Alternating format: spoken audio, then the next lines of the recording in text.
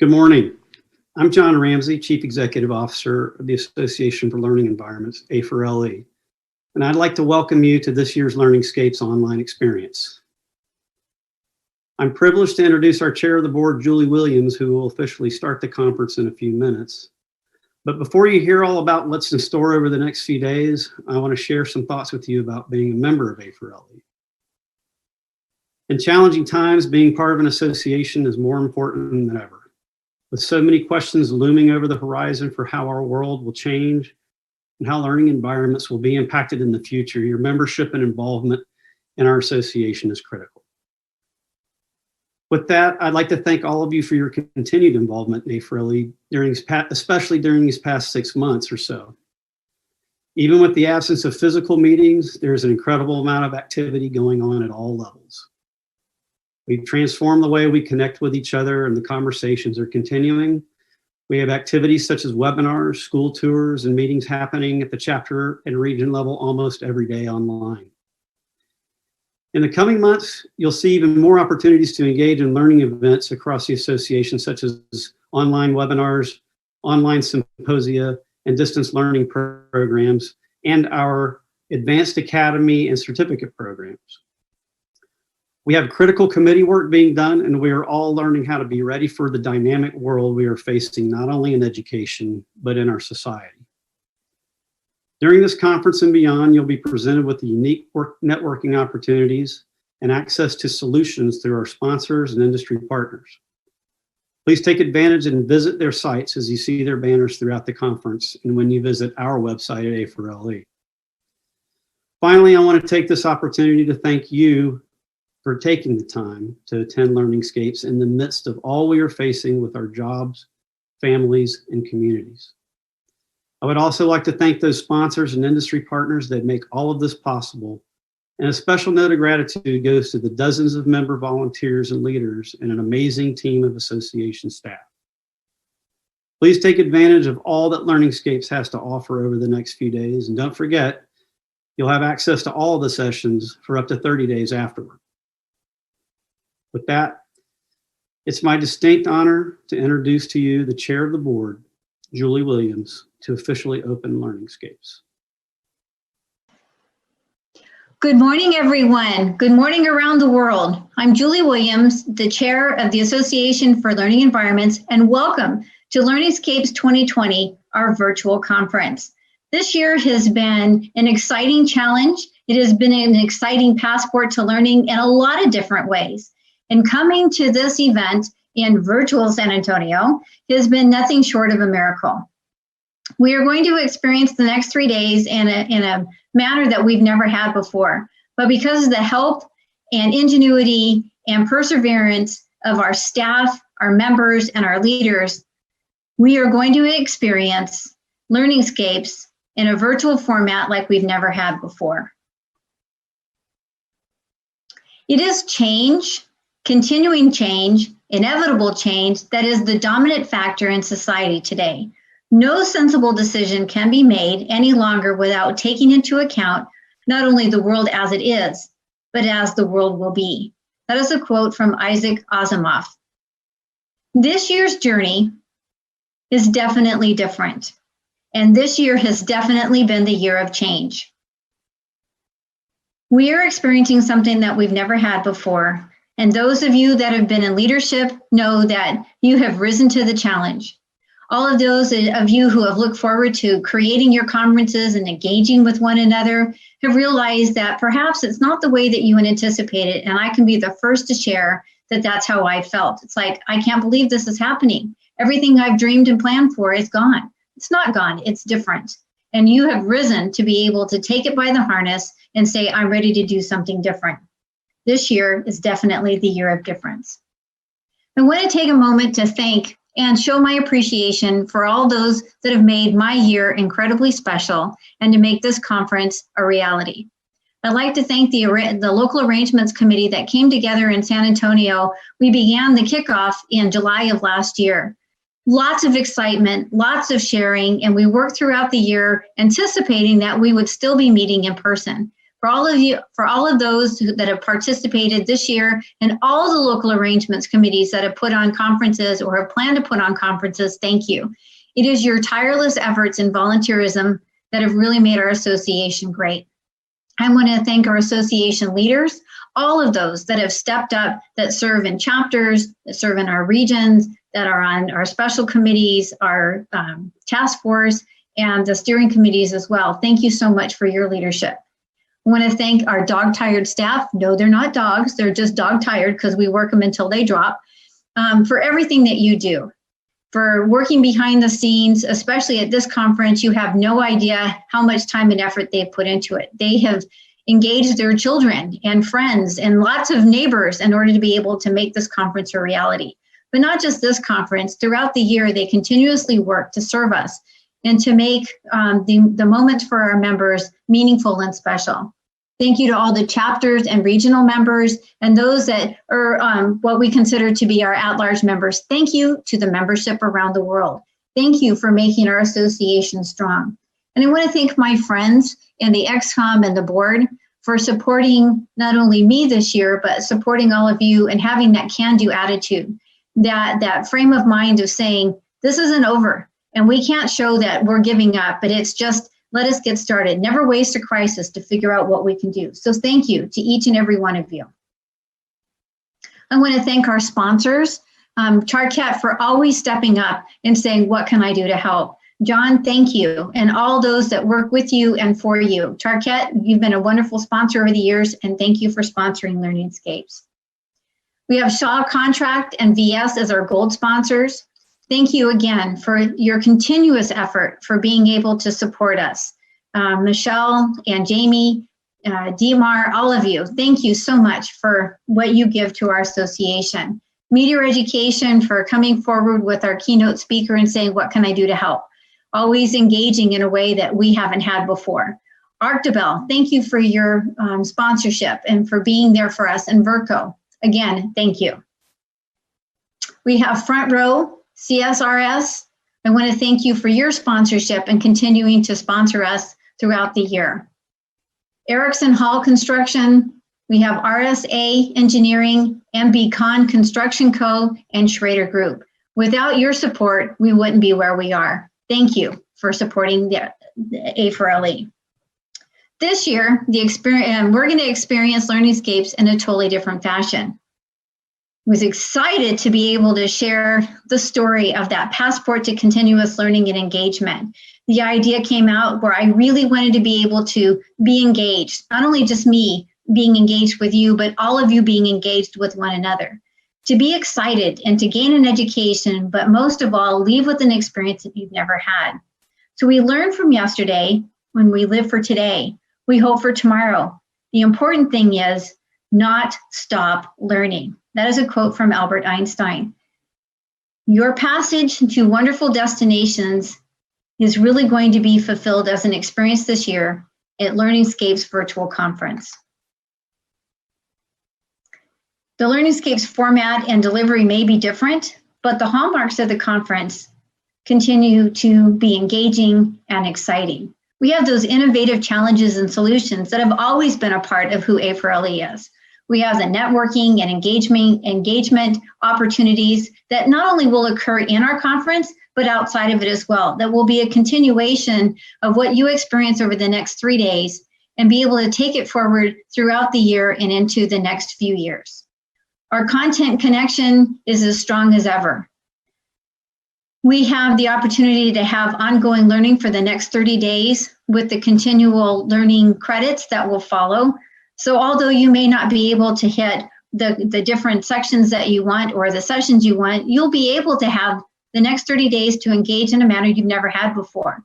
Always the challenge is we have great content. There's just not enough time to be able to access it all. Well, now in our virtual conference, you can. So take advantage of that and share with one another and invite others to share with you. I am so excited to be able to announce our keynote speakers. Each one of our keynote speakers was chosen with the purpose of delivering a connected and engaging message. We start off our conference with Jamie Kassup. All right, tomorrow we have our keynote speaker as Dr. Thomas Armstrong, and our closing keynote speaker is Rex Miller. Each one of these individuals brings a strong message of encouragement, of hope, and looking at the future in a way we never have. They also help us examine ways of learning in situations that we haven't before. They're going to provoke the thoughts, questions, they're going to get you curious, they're going to make you uncomfortable, and in the end, you're going to have an experience that you've never had before. So this year, I really want you to take advantage of engaging with one another, being excited, educating not only yourself but others, and have that experience that you can take with you. This year, you have a chance to learn and share with some of the leading learning environment experts. Stephen Bangler, Amy Yurko, and Ann Taylor will have a super session that really focuses in on the three-dimensional textbook. We thought of this idea last year. Steve and I were sitting at the Southern Region Conference, just started exploring ideas. We want to reach out and just give a great, huge shout out to Irene Gaglione. She has been a constant friend of mine, and I asked, would you please help me with this conference? Would you please chair the content committee and the content of the conference? And she stepped right up and took it by the reins and led that process.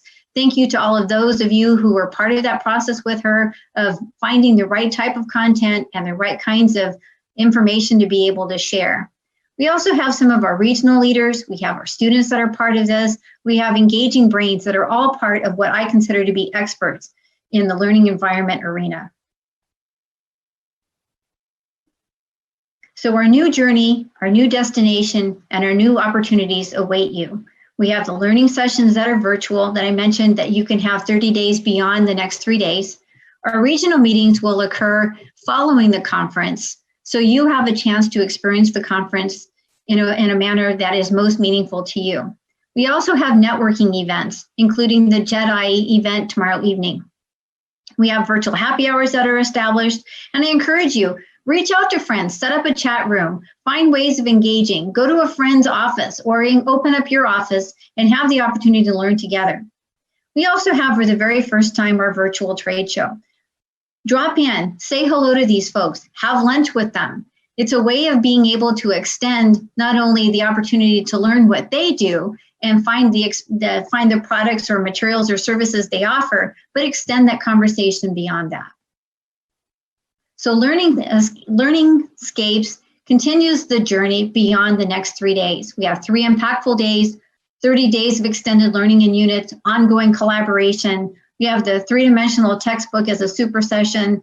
Dr. Armstrong is going to deliver How You Were Smart. We also have ongoing professional development opportunities and an invitation for you to join as a leader. My very first conference was in Costa Mesa, and I met a man by the name of Bai Kimball. And I was so excited by the end of the conference. I said, how can I be involved? What can I do? I want to be a leader. And he looked me square in the eye and he said, just keep coming. So I encourage you. This is a totally different environment and a totally different event, but I encourage you to engage and get excited and just keep coming. December 8th, we have a special design award ceremony. We will feature our Schools Next Award winners, the Planning and Design Awards, and our Pinnacle James D. McConnell Award. Be on the lookout for information related to our December 8th Special Design Award ceremony.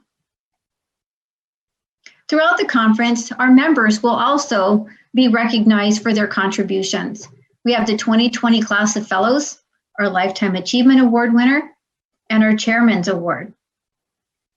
Each of them recognize outstanding members, not only for what they give and serve within our industry, but also what they do for our association.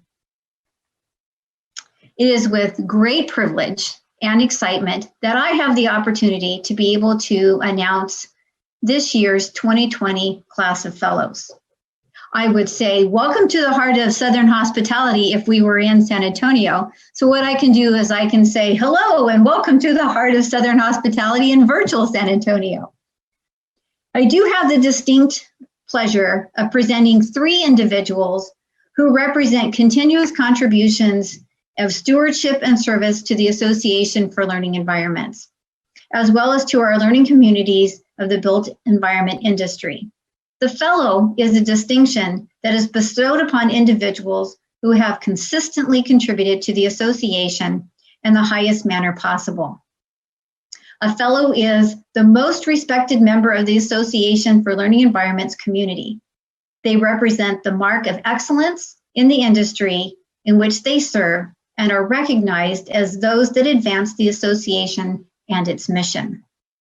This year, we have 3 outstanding individuals.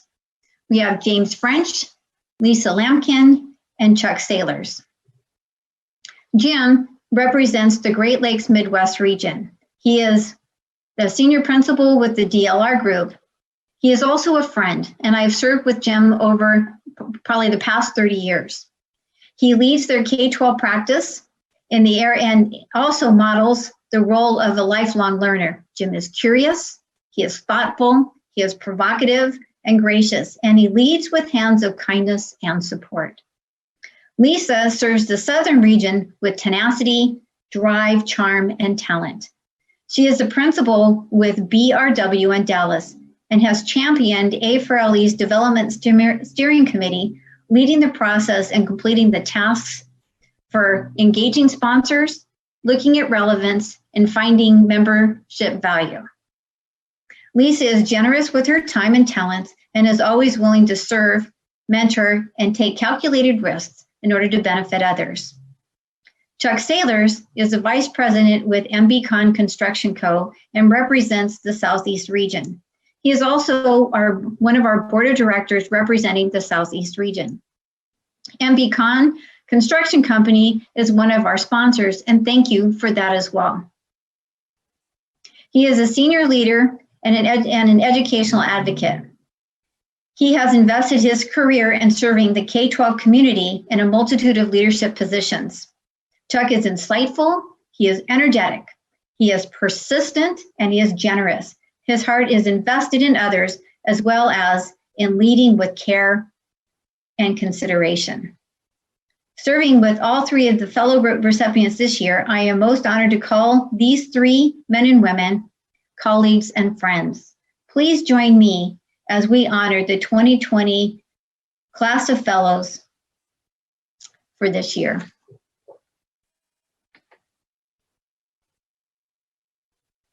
So be positive, stay happy, don't let the negativity of the world get you down. Our next award represents the Lifetime Achievement Award. In each of the individuals that were chosen by their regions and put forward as a nominee for the International Lifetime Achievement Award embodies this statement. They are positive, they have found a way of staying happy, and they don't let the negativity of the world get them down. The Lifetime Achievement Award represents these members' body of work, not only in the industry they serve, but the communities that they serve within. It represents a lifetime of giving, a lifetime of serving, and a lifetime of living. Each of them have a different background, come from a different region, and have a different perspective. And yet the one mission that they have in common is serving the Association for Learning Environments, the learners, the new generation of learners, and the continuation of being able to give back. This year, we have 4 outstanding individuals being recognized. Danny Jardine represents the Southeast region. He is one of the senior vice presidents for CBRE. We have Ed Peters from the Pacific Northwest, who is a notable author, who is a lifelong learner and an excellent educational facilities planner. We have Carrie Ranney, who is not only an architect, but is also an attorney. 2 dangerous things to mix. She is my friend, she is a colleague, and she is from the Southern region. She's also one of the youngest that has ever been recognized within her region and our association as being a recipient for the Lifetime Achievement Award. We have David Schrader from the Schrader Group, who is also a sponsor. Thank you, David. He is from the Northeast region. He's past chair, former board member, has served with graciousness and is always excited to be able to poke the bear. He's always putting questions out there that's like, well, what if I can do this if we do that? David has this incredible sense of curiosity. He also has the servant mentorship or servant leadership attitude. Each one of these individuals is outstanding in their own right, represents a large body of work of giving back not only to their industry, but to the association as well. So please celebrate with me in honoring this year's International Lifetime Achievement Award recipient, Ed Peters.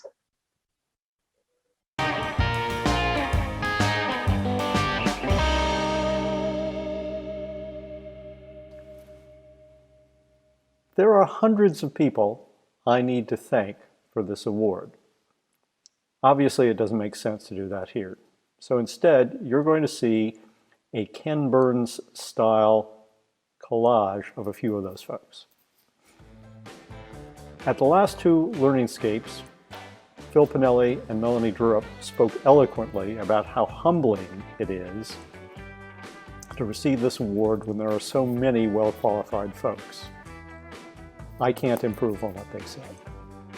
I am grateful to the entire A4LE organization for all that it's done for me for the last 33 years and for all that you are doing now to improve learning environments.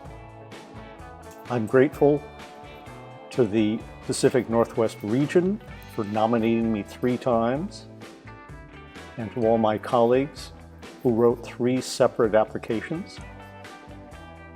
I'm grateful to the Washington State chapter for all the school tours, programs, conferences, social events, and friendships. My only regret is that many of the folks I would like to thank are no longer around. So in closing, I would ask you to please take out whatever your favorite note-taking technology is and start making a list of all the folks that you need to thank.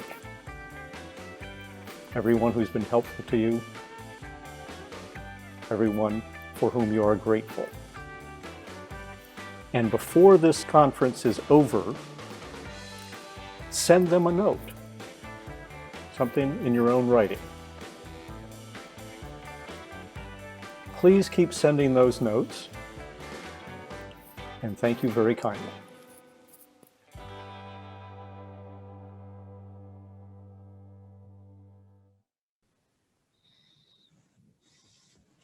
My name is Julia Hawkinson.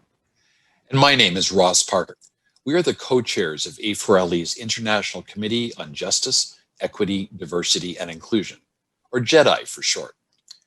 Many of us have been deeply moved by the tragic, racially motivated events that have occurred in recent months. Many of us have been inspired to develop greater awareness of the privilege we may hold and to effect real change as individuals, in our professions, and even in A4LE itself. The JEDI Committee's goal is to take what is embodied in JEDI from being aspirational to intentional to normal. It is our hope that as we all learn and grow, issues of JEDI will simply be part of who we are, become our new normal. Our ultimate goal is in sync with that of A4LE's, to create better learning experiences, better learning environments, and ultimately a better world.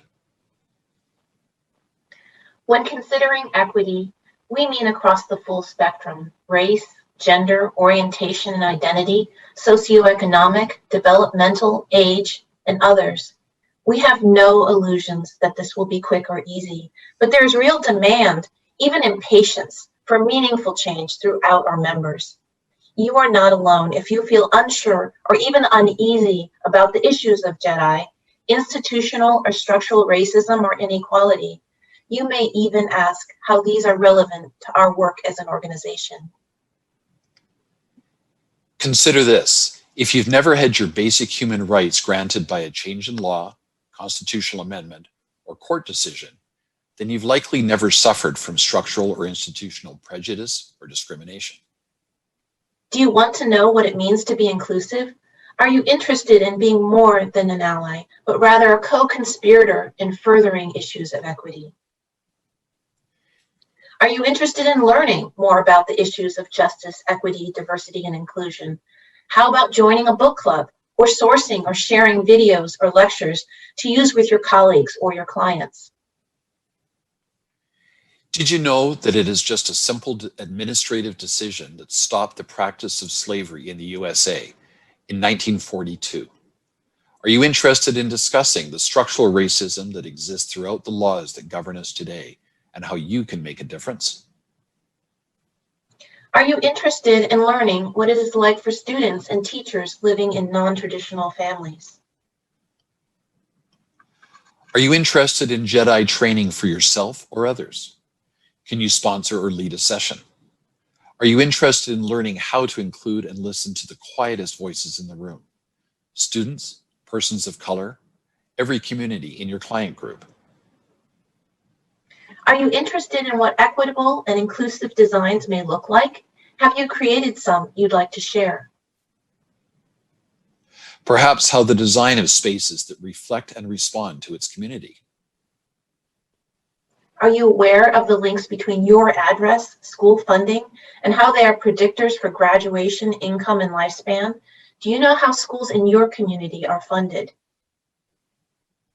Are you aware of how culture, race, and identity inform the attitudes and designs in our society, and how they affect those not in the privileged mainstream? Are you aware of the demographic data of students referred for disciplinary action or conversely are referred to gifted or advanced academic programs, and how this disproportionately affects students of color, ability, and orientation? Is this information available in your school district? If not, how can you obtain it? Are you interested in laws and governance? Do you know that even in more progressive states, students as young as 8 years old are handcuffed and incarcerated for speaking out or simply burping in class? Have you attended your local school board meeting to learn about the issues your school board is grappling with, or contacted them to let them know the issues that are important to you? Are you interested in mentoring or volunteering with students who are underrepresented in your profession? Are you familiar with the ACE mentorship program or our School's Next program? Are you aware of the inequities and lack of diversity in our design professions? Are you aware of the demographics of this association?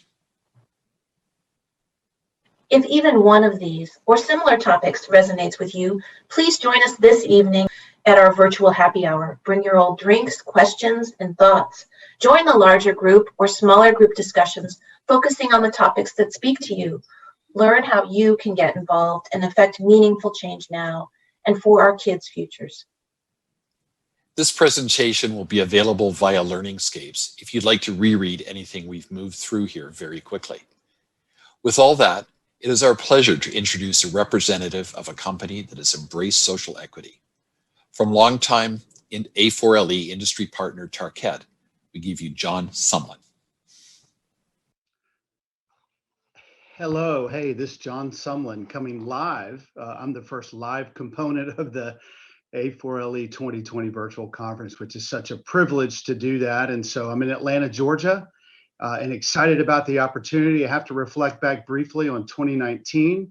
What a great time we had in Anaheim. I had a little health issue that quite a few of you know about. And I want to say thanks for the outreach and the pouring of compassion that I got during that time. And I'm feeling great, doing great. And so thanks for all that. So here we are, 2020.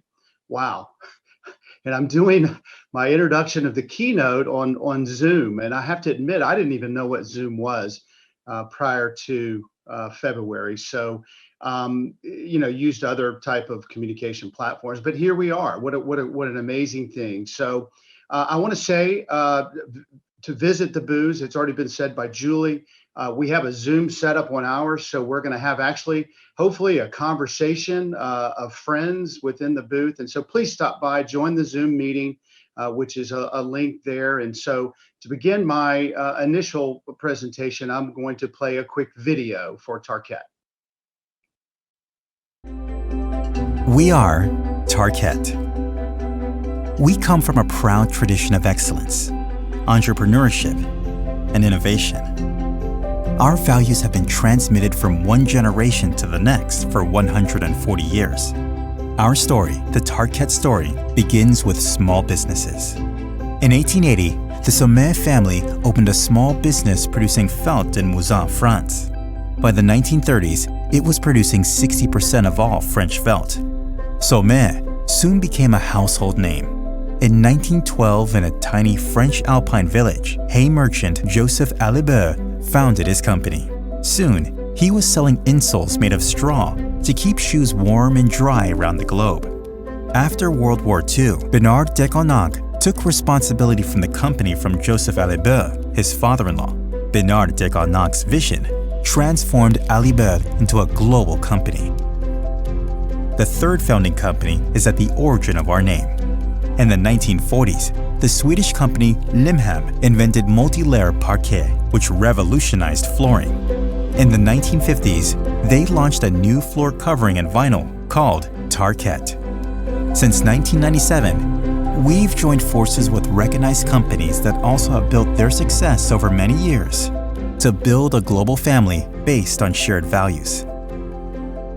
For more than 60 years, we've been committed to developing new ways of doing business and planning ahead for the future with a cradle-to-cradle approach. We work proactively to improve our products because it's the right thing to do for people living on our floors.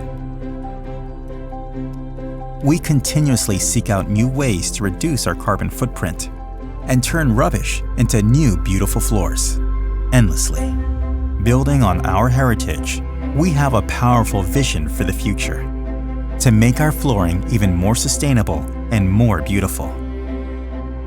Over the last 140 years, our employees have helped design, develop, and improve solutions for our customers in healthcare, education, hospitality, workplace, residential, and sports. Today, we continue to anticipate the future with our products, our designs, and our approach to sustainability, so that future generations of our global Tarkett family can provide future generations of people with products for every moment of their lives. This is our story. These are our values. This is the heritage we will preserve and grow. We are Tarkett.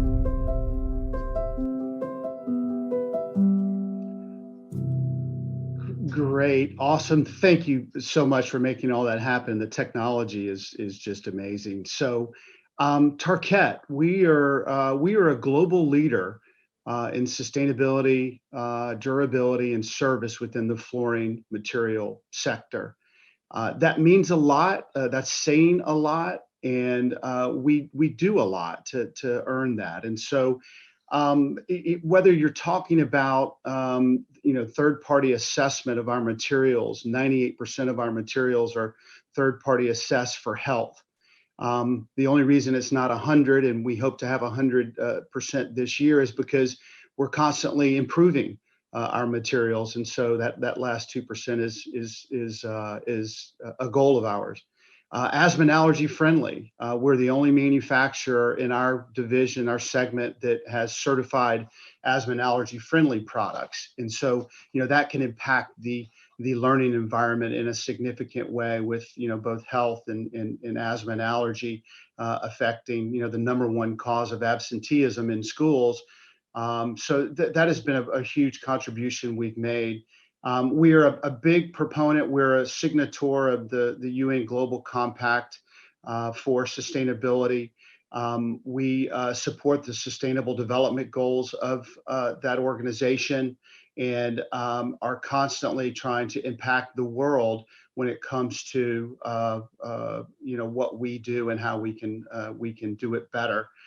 Circular economy really ties into how can we make, take, and give back. If you're not familiar with the circular economy, it really is trying to minimize or eliminate raw material use, reduction in carbon, is an initiative. We now have an entire line of materials that are carbon neutral within Tarkett, and we encourage you to inquire about that. We've recycled in the last 10 years over 210 million pounds of flooring back into flooring, which is unprecedented and untouched by the market. So those are the very high level things that we do. And so the more down to earth, I would say, how do our products perform in a durability, and how do we serve you as customers? So we are committed to life cycle cost assessments. We have the only online life cycle cost assessment you can use. That's part of our booth this year, so take a look. Texture, appearance, retention rating. I'm sure no one knows what that is that's watching, but it is a very intensive process that we use to predict performance of our products. And we reside in that special category, not just because we're special people and we have special products, but our products are so durable that they actually reside in the special section of that. So, please take a look at that. And so as I move to introducing the keynote and not talking about Tarkett, I'll just say that we're a platform leader. So these are the products we make. We really focus on culture because culture is a commitment to you as the customer, whether you're a specifier, an owner, a contractor. We focus on all of you. Our association commitment is unprecedented. We've been part of A4LE for decades. We were an inaugural supporter of Schools Next, which was the School of the Future Design competition. So we are not only committed to you, but we're committed to this space. I personally am a CHIPS board member, the Collaborative for High Performance Schools. And so I would encourage you to go to their website. We've got a new white paper on airflow in the current coronavirus, COVID-19 situation. We're moving towards net zero. In school design, which I know a lot of you have already ventured into, but how do we do it on a much larger scale nationally? And of course, carbon neutrality, diversity and inclusion. So CHIPS is a great organization, and I would encourage you to explore that. So without further ado, Jamie Cassup is going to be our keynote today. And I really, when I met Jamie for the first time, was taken aback by his passion. And really, passion is displayed through what you actually do. And Jamie was or is the person that launched Chromebooks into education. And if you're familiar with Chromebooks, that really speaks for itself. So Jamie's going to talk about himself. I will not read through this, but his commitment, his passion to education is unprecedented. And so without further ado, I'm going to pass it to Jamie Cassup and see you guys out in the virtual world in the trade show. Take care. Thank you, John. Welcome everyone to my studio here in Phoenix, Arizona. This is not a virtual background. This is my actual background. I'm just trying to win one of those background awards that the media companies have out there. So let me just start. John talked a little bit about kind of my work, but I want to dive a little bit deeper into that so that you understand kind of where I'm coming from. So my name is Jamie Cassup, or Jaime Casap, depending on what language you speak. I was the Chief Education Evangelist at Google for the past 14 and a half years, almost 15 years. I actually launched Google Apps for Education into the university space back in 2006 when our team was just 2 people. It was 2 of us. Had a crazy idea around what was happening with technology in K-12. So launched Google Apps into K-12. We signed, this was a big milestone moment because there wasn't a lot of technology in the K-12 space. It was a lot of like computer labs, but the day that we launched Google Apps into K-12, when we signed the state of Oregon, 28 school districts signed up right away because they were already using technology in their schools. So we saw this explosion of technology. And I remember when we were celebrating having 2 million users using these tools around the world. And today, when I left, there were about 100 million users using these tools in school systems, both in K-12 and higher ed around the world. The craziest idea I had, as John mentioned, was I launched the Chromebook in education. I saw this tool that I thought would be amazing in the K-12 space. Launched it again. 2 of us went on the road for a couple of months and pitched this idea of what a Chromebook is back in 2011, when we used to ask questions like, wait, it doesn't have a hard drive, like, starting at the very, very beginning of this. And the Chromebook has been pretty successful. So I also launched, and this is what I want to talk about, is this idea of the Google for Education Transformation Center, which is this idea that it's not just about technology, that it's all these other factors that you need to consider when it comes to improving education or transforming education. That's that idea that it's culture, and it's your learning models, and it's your financial plans, and it's all these, and it's your learning environment and what your learning environment looks like. It's all these components across the board that make up any kind of transformation effort. So I recently left Google. I'm working with a number of organizations. I'm still speaking, but I am working with organizations that are looking at different components of what I am passionate about in the education space, which is around equity, inclusion, diversity. How do we level the playing field? And that's important to me because I believe that education disrupts poverty. I believe education disrupts racism. I believe education is what moves us forward. And this is true for me because I am a first-generation American. I was born and raised in Hell's Kitchen, New York, the old school Hell's Kitchen from the 70s and 80s. And I grew up with a single mother on welfare and food stamps and other social service programs. And I am not supposed to be speaking to you today, but because of education, I am.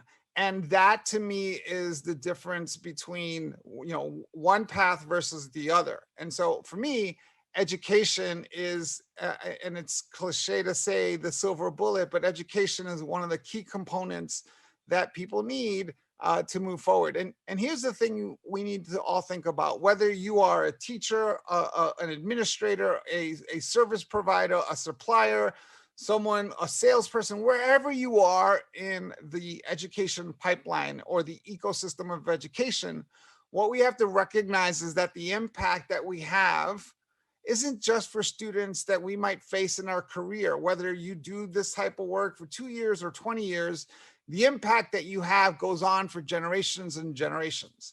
And this is true. I know this is true because I have my kids, and I have a 28-year-old, I have a 19-year-old, and I have a 6-year-old.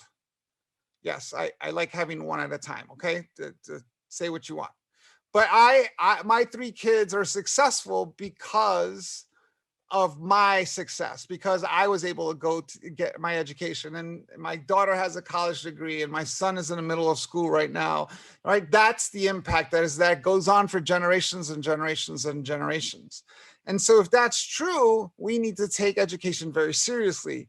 And no one could have predicted where education is right now, given where the pandemic is and the shifts and changes that we're going through. And I'm going to argue that this is all good news, because here's what it comes down to: is I hear a lot of people like me in my position in the education reform space who talk about what we need is to transform education, or how education is broken, or education doesn't work. And you hear all that rhetoric, but here's the truth. There's nothing wrong with education. Actually, education has been very successful. Education, as designed, continues to produce amazing results for what it was designed to do. Graduation rates in the United States, for example, have been higher than ever.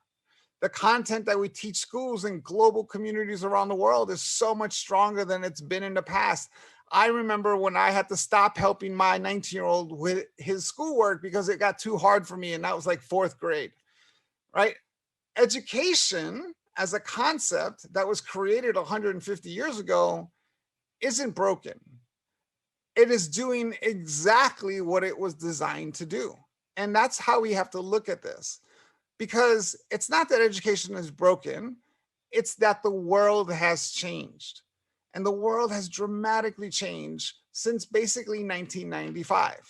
And so when we look at it that way, what we need to think about isn't so much about how do we fix education, but instead what we need to do is look, instead of looking back to education, we need to look forward into the future to determine what's coming, to determine what this future looks like, and ask ourselves, how do we take the best ideas? How do we take the best programs? How do we take the best concepts that we have in education? Because we've learned a lot over the last 150 years, and ask ourselves, how do we apply those to a new model that helps our students face this future? And so for me, it's not about fixing education or a broken education system. For me, it's a calling. It's this idea that we need to step up, just like our forefathers in education did 150 years ago when they faced an industrial revolution, when they faced a completely different way to work. And they created a system to support that. And they did a pretty amazing job. I mean, here in the United States, for example, education was the foundation for our economic growth. And so what we need to do is do the same thing that our forefathers in education did 150 years ago and ask ourselves, what's the right model that we need for this future that we face? And so we need to understand that future. And we need to understand that we are definitely living in a different world. We are now living in what I call the digitalized economy, the digitalized era, the age of digitalization. That's where we are. And when I say digitalization, I mean everything that has to do with computer science, artificial intelligence, machine learning, AR, VR, automation, robotics, all the Internet of Things, all those things that we think about that are programmable, that we think about when we think about technology, digitalization of everything. And what we need to understand is that as complicated as we think it is now, as much as we think we are in this space where we are modern and we use technology and we're having this communication right now and all the things that we can do with the technology that exists, we need to understand that we are literally at the very, very, very, very, very, very beginning of this. We are the equivalent of cavemen when it comes to modern housing. We are at the very beginning of this, and that's an important concept to understand. And sometimes we don't do a very good job thinking about kind of where we are. And let me give you an example. Before I left Google, and before the pandemic, Google had a breakthrough in quantum computing.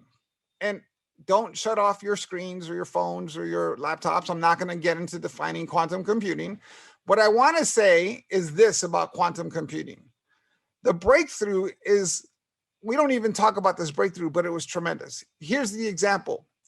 If you took one of those like equations, one of those mathematical formulas that just spins forever, right? 1 + 1 + 1 + 1, you know, those things that are never ending. If you took one of those equations that test processors, for example, and you fed it to a supercomputer, the world's most powerful supercomputer, it would take that supercomputer 10,000 years to process that equation, to get through the whole thing. The breakthrough that Google had was that they were able to do it in 300 seconds. 10,000 years versus 300 seconds. What's in between those two numbers? We are at 10,000 years right now. And we will soon be at 300 seconds, because this breakthrough, you know, it wasn't on a MacBook Pro, right? This was with gigantic data centers and scientists in lab coats and big giant rooms with machines and all this. But we're not that far away from doing that on a MacBook. Ask yourself, what is technology? What is digitalization going to look like, even if we can do it in a day? Forget 300 seconds. What if we do it in a day? What are we? We're talking Star Trek stuff here in terms of where digitalization is going and what the future looks like. And for the most part, digitalization has happened on a gradual basis. You know, we think about the fact that back in the 70s, we started seeing automation come into our factories and seeing robots and robot arms building cars, and where people used to make those cars. And we went through that shift. And now we don't even blink at the idea that robots make cars, not people, right? This has happened gradually. Take a supermarket, for example, and think about digitalization or technology in a supermarket. We went from, somebody walking around. I remember, because I'm old, I remember when I worked in a supermarket when I was younger, and you would open up the cardboard box and you take out the cans and you'd have to label every single one with a price tag to put on the shelf. And then you went to a cash register and you had to use the cash register. I remember how panicked I was the first time I did that, because one of the skills that you had to have back then was the ability to make change, right? Like, you needed to know what the change was when somebody handed you cash. So we went from that to machines that actually calculated your change for you. And I remember how that was cheating. And I remember we went from that to scanning devices. We used barcodes to scan things. And then we moved to self-service. And then Amazon is saying, why do people need to check anything out at all? Why can't you check yourself in and grab what you need and walk out of the store? So gradual change. And now, because of the pandemic, I can see us in digitalization with a hockey stick growth, because you're starting to see that across all industries. If you are a business owner, if you are a COO, whether you are a multi-billion-dollar company or a small startup, and you look at your business over the past 9 months, and you ask yourself, what was your biggest risk factor to your business? What you will identify is that it was people, humans doing human manual work, doing process work, whether that was in manufacturing or whether that was in a service center, whether it was a call center, even what we call knowledge workers, where you had accountants all in the same space, in the same room at the same time. Putting those people together at the same time wasn't a good idea, right? And so what you need to think about is, what is that future going to look like from here? And how do you minimize that as much as possible? And so what you're seeing across industries, whether it's Google or Amazon or Walmart, you're seeing technology teams, digitalization teams coming up with strategies to minimize that risk as much as possible. And you're going to see more artificial intelligence and machine learning being built into products and services and what we do. You're going to see more automation and robotics and those types of things coming into industries across the board. And so what that means for us in education is that we need to understand that, because if what we're doing is teaching students things that machines can do better, we might be failing them. We have to recognize where digitalization is happening and where it's going. And so what I think we need to do in education is to double down on what I call human skills, the creation and management and development of human skills. And what I mean by human skills are all the things that we've talked about in the past: problem solving, critical thinking, collaboration, the ability to learn, creativity, those things, right? What we used to call 21st century skills. I don't use 21st century skills because two reasons. One, we're 21 years into the 21st century. So it's here. And second, I think it creates a mental block, right? When you tell students, or when someone says, oh, you need to develop 21st century skills, what you're really saying is those are skills for the future. Those are things that are, out there. You don't have to worry about them now, but you should think about 21st century skills, because we're headed into the 21st century. We're not. We're in the 21st century. These are the most critical and essential skills. If you really want to trigger me, call them soft skills. Call them, secondary skills. They are not. They're essential. My 6-year-old goes to school every day. And when she's going to school, I want to know, and I think about, how is she building those human skills? Problem solving, collaboration, the ability to learn, creativity. Those things are what I want her to learn how to be good at. The subject doesn't matter to me. Now, that doesn't mean that students shouldn't learn content and subjects. Absolutely. But what I want my daughter to be able to do when she studies world history is study world history in a collaborative way, solve problems in that space, learn how to critically think in that space. It's those skills across the board, no matter what the subject is. Those are the most essential things. Now, if you would have asked me, 9 months ago, is one skill better than the other? Or do you need to start with one or the other? And my answer would have been, no, they're all equally important. However, today, I would say that the most important skill to focus on right now is the ability to learn. One of the most essential critical things that we need to know how to do. And because the education system has been one of control and compliance and telling you exactly what to do and managing you on a day-to-day basis, many students haven't had that ability to learn. It's not something that we learn how to do. Oftentimes, we don't think about this until we end up in college or at universities, because that's when we have to start learning how to learn. No one tells you need to read pages 13 through 27. They say, here's the book, you should read it. That ability to learn is absolutely essential to the future of education, given that technology and digitalization is completely rapidly changing at a pace that we can't even imagine. I remember when I graduated from graduate school, I'll be the first to admit, I remember sitting there in the computer lab. I didn't have a computer in my dorm room or my house where I lived. I had to go to the computer lab and use those DOS machines and type up my 60-page paper on WordPerfect 5.1 software package. And I remember sitting there typing it up, being done, and then hitting print and sending my last paper to that dot matrix printer. So I had a good 45 minutes to kill. And I remember sitting there thinking, I am done. I am done learning. I never have to learn again. That wasn't true 25 years ago, and it is not true today. It's worse. This idea of constantly learning is absolutely essential. This is the most important thing to focus on. And here's how you know we're not good at it. I can't tell you how many adults come up to me.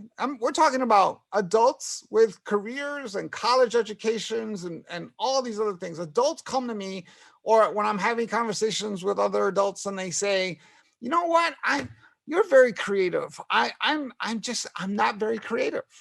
Or they'll say, educators will say, I'm just not good with technology. I'm just not tech savvy like other people. I'm just not tech savvy. Or they'll say, I'm just not good with finance. Or they'll say, I'm not good with math. These things that we talk about not being good at is exactly what our students do. I'm not good at math. I'm not good at X, right? Here's my response to those adults. And this is why I don't have a lot of friends. My response is, no, just understand you've chosen not to be creative. You've chosen not to be good with technology, and you've chosen not to be good at math. Everything that you need to learn, every concept that you need to learn, all the information, all the resources that you need to be good at these things is out there. And we often forget that that is the revolution, that we have access to learning and information and education from across the world, and that it's out there. And that what we need to think about is that it's a choice that we don't want to learn those things, right? So it's not that you're not good with technology, is that you've chosen not to be good with technology. I don't say I'm a terrible cook. I say I've chosen not to be a good cook. Because if I wanted to be a good cook, all the resources that I need to be a good cook are out there. Now, I'm not going to, open up a 5-star restaurant, but if I wanted to, I can make lasagna. I can make big meals. I can make a Thanksgiving dinner. I've chosen not to be good with those things because that's not where I want to focus. But when those skills, when those concepts are important to your work, when what you do, being creative, being good with technology, being good at math, and you don't become good at those things, what we need to understand is that it's a choice. Here's my personal example. I'm a photographer. One of the things that I love to do, if as a matter of fact, in a couple of months, my background will be a bunch of my photographs. But if you go to my Instagram account, you'll see all my photography besides just regular stuff, regular life things out there. But if I was a photographer, I've always been. When I wanted to start my YouTube channel, and y'all should subscribe to my YouTube channel, but when I wanted to start my YouTube channel, I knew nothing about videography. I knew nothing about editing film. I knew nothing about software packages that did that. Zero. I've always had a good camera, but I didn't even know my camera had a record button on it. Like, I had no concept. I mean, I would record little clips on my phone of my kid doing something, but that was the limit of my experience of videography. And so I went to my daughter, 28-year-old daughter, who actually has a degree in film, who actually works in the space, does amazing work. She actually works at CNN. She makes fake news. And she does it really, really well.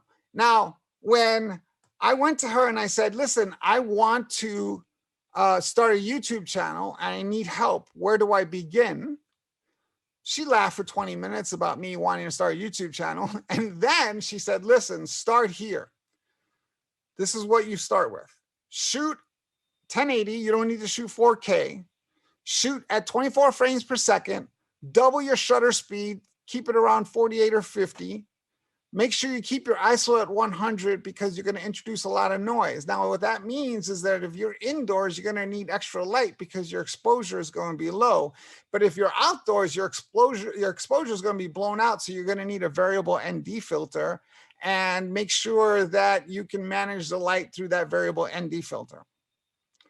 And I said, cool, thank you. That's all very helpful. Here's my next question. What the hell do any of those words mean? Right? I knew zero. And today I can have an argument about whether the new Sony A7S III is better than the new Canon. I can talk about why internal recording at 442 is better than external recording at 440. I can have debates about lenses, and I can have debates about color grading, and I can edit things in whether it is Final Cut or Premiere Pro. And I've learned all this in a year and a half. And if you watch my videos, and again, you should all go subscribe to my channel, the first couple of videos look like hostage videos, and the last couple of videos look better. And I'm in the middle right now of shooting and editing about another 5 videos that are coming out. That's learning. This idea that I've chosen to be good at videography, I've chosen to start this and be good at it, is the process of learning. The first video that I watched, or the first learning class that I took, I went out and tried to do what they told me to do and failed miserably. So I came back and watched it again, and then went back out and tried it again, and back and forth. This idea, it's a mindset. This idea that it's not about whether someone teaches you something, it's about a choice that you can learn anything, that you put your mind to it. That's the beauty of where we are with education right now, is that ability to do that is everywhere. When I talk to students, I tell them, look, I can learn about videography for 10 hours a day, and I can practice, and I can do well, and I can fail, and I can try again. I can do it for 10 hours a day. And then I go to bed and I wake up the next day and I can do it all over again because my brain is empty again. That to me is the magic of education. And it starts with the self-awareness where it's not, so don't say I'm not creative. Say, I need to learn how to be creative. Don't say you're not good with technology. Say, I need to learn and practice how to be good at technology. If we can do that as adults, then we can do that for our students, where they don't say I'm not good at math. You say, where are you in your math ability? And then how do we learn from that point? It's a mind shift. And given that our students are now a lot of the time on their own, this idea of the ability to learn is absolutely critical, because we can't control them and we can't guide them. So how do we create the space, the equipment, the tools, the resources that they need to give them that ability to learn so that they can go out and learn things, right? So to me, that's the most important one.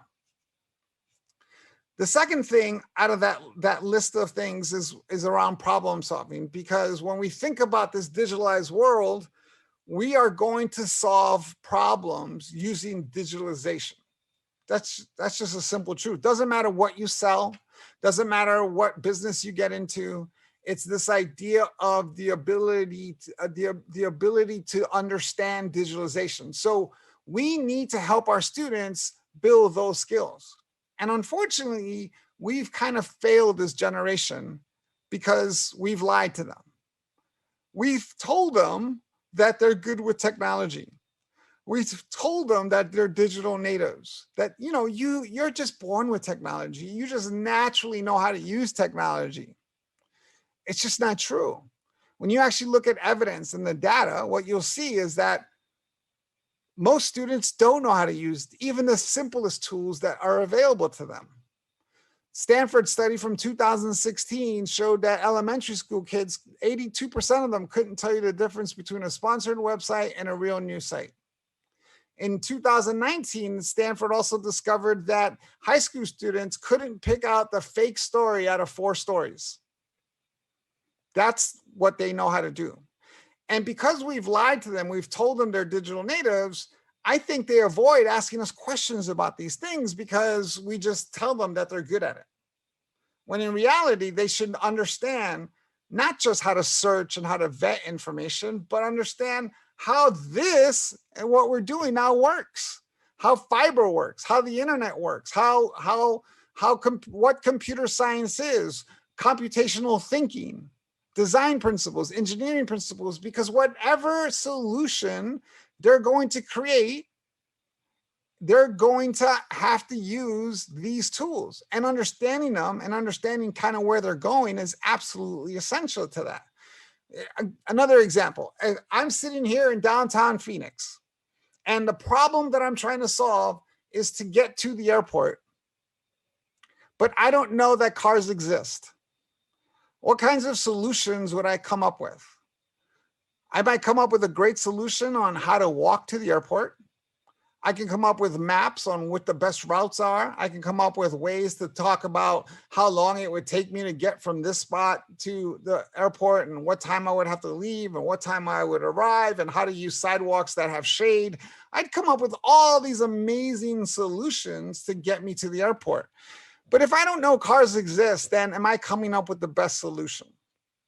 So this package around digitalization, and all I'm saying is let's start with the basics. Let's start with teaching them how to vet and search for things and stop telling them that they're good at these tools.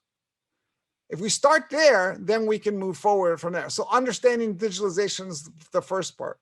The second thing we need to stop doing to this generation is asking them what they want to be when they grow up. That's a question we still use. I've heard people ask my 6-year-old that question. Hey, what do you want to be when you grow up? That question comes from the old world, the non-digitalized world. That question used to make sense when I was a kid, when jobs were stable, when things didn't change that much. That question made sense. That question no longer is relevant to the world that we live in and the world that we're building. You've seen some of the stats. 65% of the jobs of the future don't exist today. Jobs continuously shift and change. The pandemic has completely shifted the way we work and how we work and where we work and those things, right? These shifts are going to continue on us. Here's an example, another example. Just think of it this way. I worked at Google for 15 years and I did okay. Now, when I graduated high school, when I graduated from college, when I graduated from graduate school, 20 plus years of education, nothing in that education could have prepared me to work on the internet and at Google, because Google didn't exist when I graduated from those institutions. It just didn't exist. And today it's a dominating player in the world. The internet didn't exist when I graduated from graduate school, not in its current format. So trying to ask our students what they want to be when they grow up is irrelevant. What we should be asking our students instead is, what problem do you want to solve? What's the problem that spins in your head? And it doesn't have to be a social problem. It doesn't have to be solving climate change. It could be anything. It could be making better microphones, better lights. It could be making better cameras. It could make our cars go faster. My daughter isn't solving a social problem per se. She wants to tell better video stories with emotion from a woman's perspective, because she lives in a mostly male-dominated world. Those big problems are where our students should focus. And asking them what problem they want to solve gets them to think about what it is that they're passionate about. They might not know what the problem is, and it might not be the same thing for the rest of their lives, but understanding that that's where they start. This idea of problem solving starts with, what's the problem that you want to solve? And then the second question is just as important as the first question, which is, how do you want to solve it? How do you want to take your gifts, your skills, your talents, and solve that problem?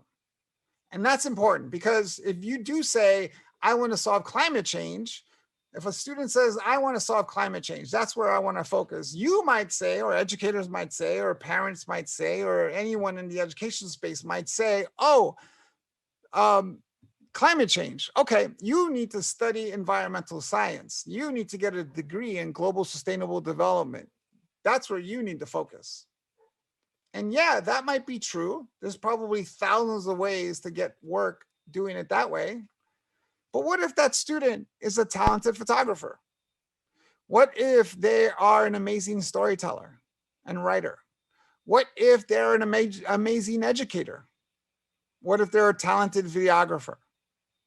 The way they can solve climate change is by going out and documenting climate change, telling stories about climate change, convincing people to focus on climate change. If they're a gifted educator like my 19-year-old is, they can go out and create programs, educational programs, experiential programs around climate change for students to experience what it's like, right?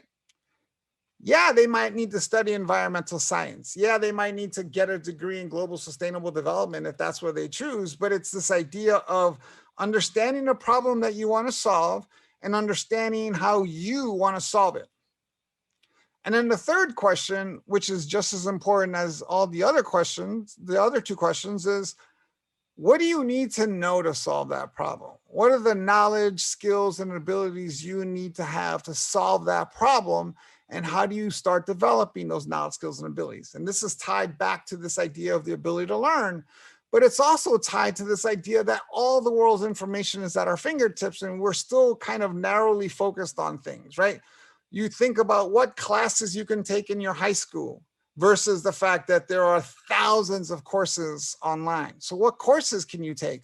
Online, offline, at MIT, at Stanford, at Harvard? What information is out there? What research is out there? What videos are out there? What blogs are out there? Who are the experts in this space now?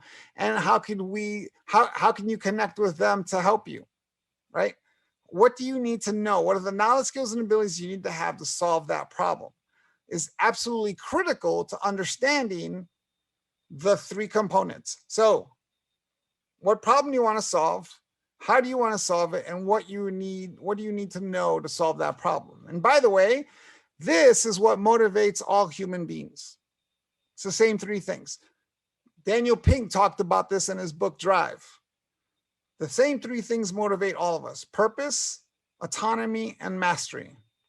Purpose, what problem do you want to solve? Autonomy, how do you personally want to solve it?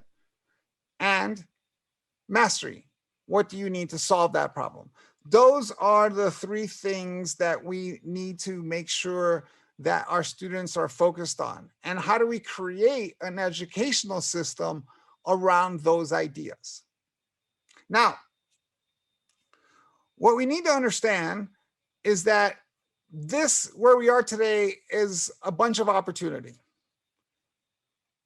A couple of things to highlight about the pandemic. The first, and I say this and I say it publicly, the pandemic is the greatest thing that happened to education. because education in the 15 years I've been working on it happened gradually. The changes happened very slowly and gradually. I think the pandemic has caused lots of industries, including education, to completely shift how they think about that world and what are the important things that we need to focus on. Absolutely change what education is going to look like based on the experiences that we've just had. We are never going to go back to normal. If we're waiting to go back to normal, we're in for a surprise. There is no normal anymore. And that's true in lots of industries. Google, for example, is now a work from home company. Google was designed not to be a work from home company. It is designed to have people gather in spaces. That's billions of dollars have been spent to accomplish that. Google did not have a work from home policy. As a matter of fact, my 15 years at Google, I actually worked from home for 13 of those years here in Phoenix. And there was only like 50 of us that were allowed to do that.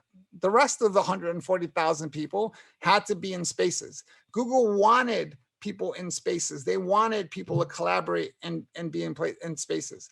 That's not necessarily going away, but it's going to look different.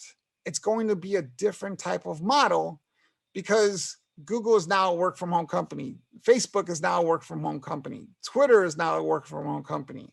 I'm seeing little signs of things like here in Arizona, the prices in Sedona are skyrocketing because all of a sudden now you don't need to live in a town and drive to a location. You can live anywhere. But again, space is an important thing. So those are the things that we've identified with the pandemic, is that we are not going back to normal. The other thing that we've identified through the pandemic, and those of us that have been talking about these issues for a very long time have been screaming about this, is the inequities that we see in education. We are finally able to see clearly what those inequities are, especially when it comes to access, when it comes to equipment, when it comes to resources, when it comes to educators. Those resources that are available to most students have not been available for a segment of our population. And those ideas are coming out. The other thing that has been highlighted through the pandemic is an appreciation, what I would call a community appreciation of education. I have a high school teacher friend of mine who is, wearing her high school kind of coach jacket, and somebody had walked by her in a grocery store and whispered to her, "Thank you for your service," as if she was in the military. There is a community appreciation for education. And I think that that's an opportunity to pitch to our communities. We know education needs to look like X, so let's build it together as a community. And the last thing I want to highlight here is around the idea of learning environments. I believe, and I've always believed, that learning environments are an equity issue. I've been talking about this for a long time. I believe space is critical to creativity. I believe understanding how space works and why it's critical is important. This is why my office looks like the inside of my brain, where in my house, it's more of a minimalist approach. My wife walks in here and has a headache. She can't deal with this. I need this. Creativity is tied to learning environments. And what we need to do is understand that this is an opportunity not to go back to normal, but to redesign, to rethink what those learning environments look like. Because now it's not that the learning environment is no longer schools. I think it's the opposite. I think that learning environments have grown in space into other areas. So I believe that as humans, as social creatures, we will need gathering spaces. I don't think schools are going to go away. As a matter of fact, I think that what we need to think about is a complete redesign of what those education spaces look like and what you can do in those spaces. At the same time, we need to understand that now our homes are learning environments, and what do these spaces need to look like? And again, there are equity issues around this. And in the community, maybe a learning environment isn't so much a school, but potentially a library or potentially another space or a building that can be turned into a learning environment. I think we need to look at space as an equity issue. I'm currently, one of the organizations that I partnered with is an organization called Frontlines of Justice. And this is a professional development organization that's focused on delivering PD in a different way. So using technology and a new platform and using cinematic video as a new model for delivering PD, which isn't one video for 60 minutes. It's more like 10 videos for 3 or 4 minutes, followed in, with questions and assessments and guidance and resources and those things. So we're creating it. So you can look up that organization, Frontlines of Justice. And I have been pitching different ideas around equity. So we're starting with social justice, right? So we're starting with this idea of what social justice is.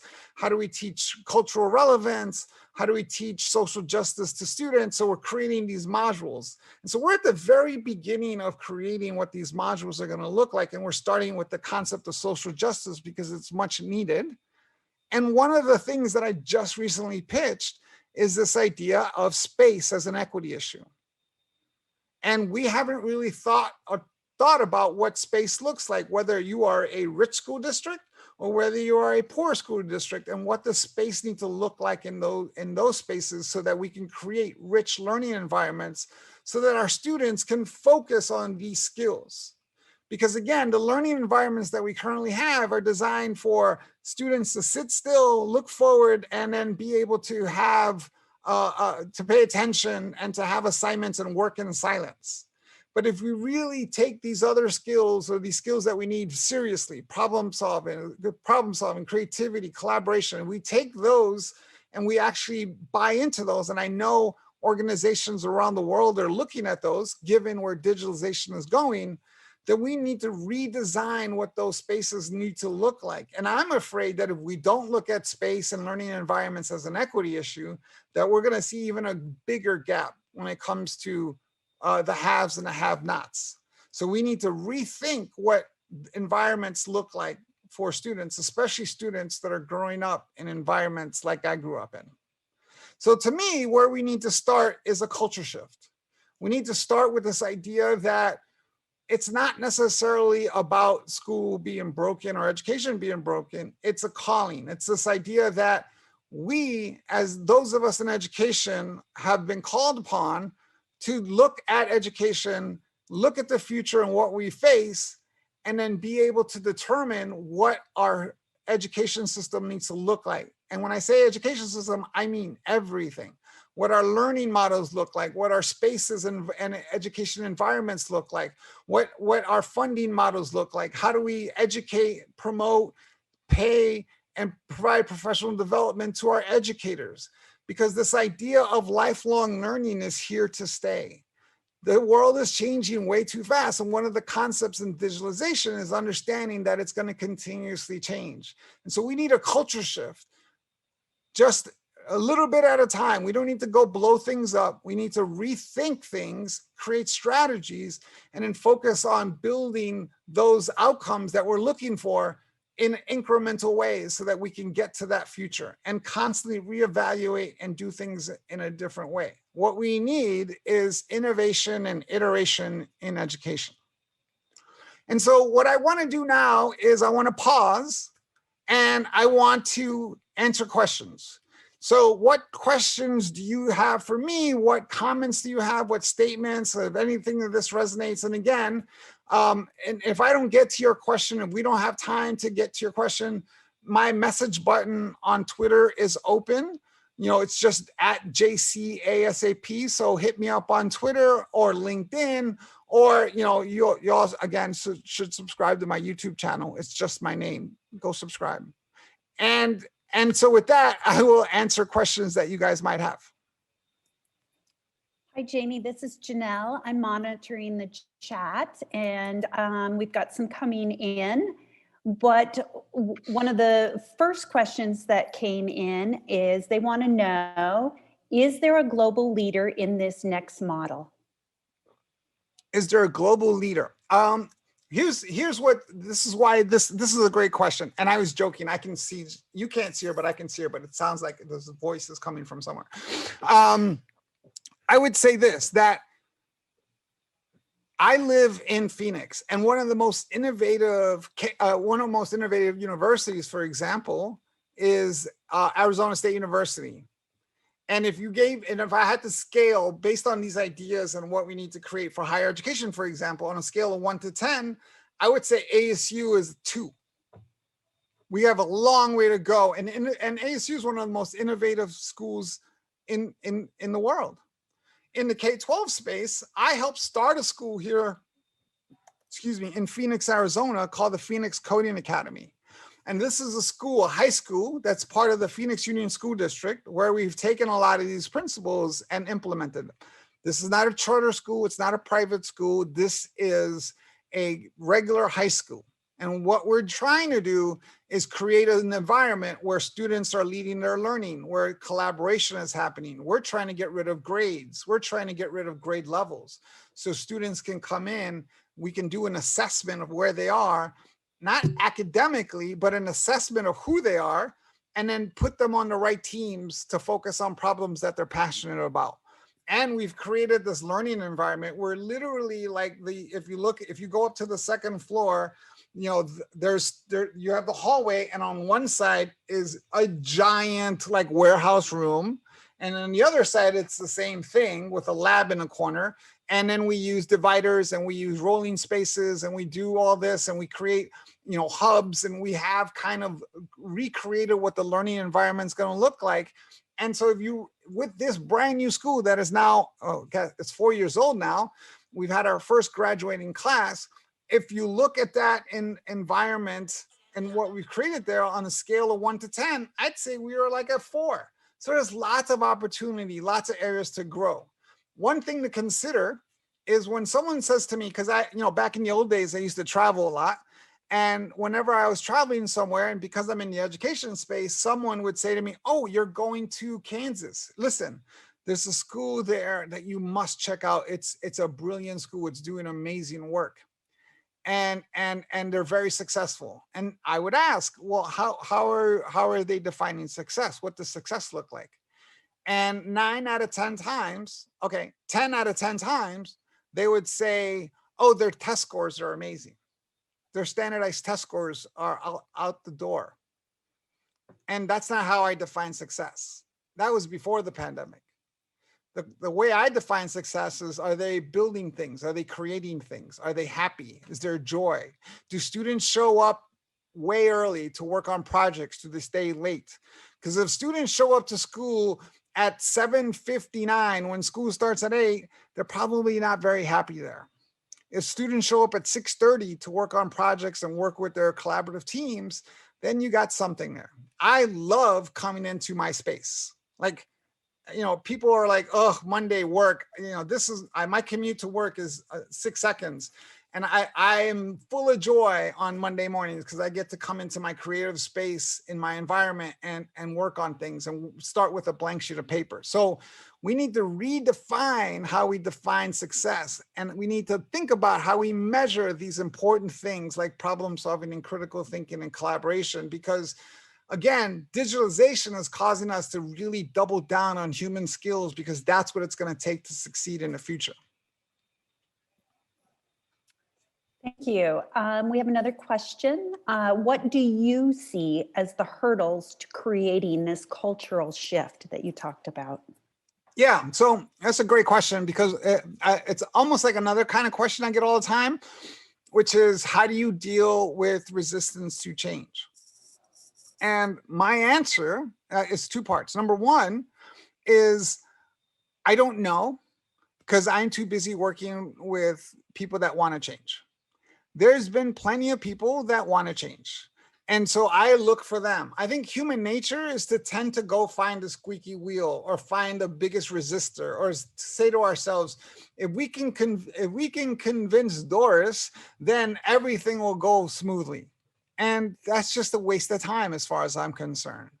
I would focus on those systems, those schools, those people that want to change. I did a fireside chat yesterday with the president of Grand Valley State University, who I am working with on a number of equity issues and inclusion issues.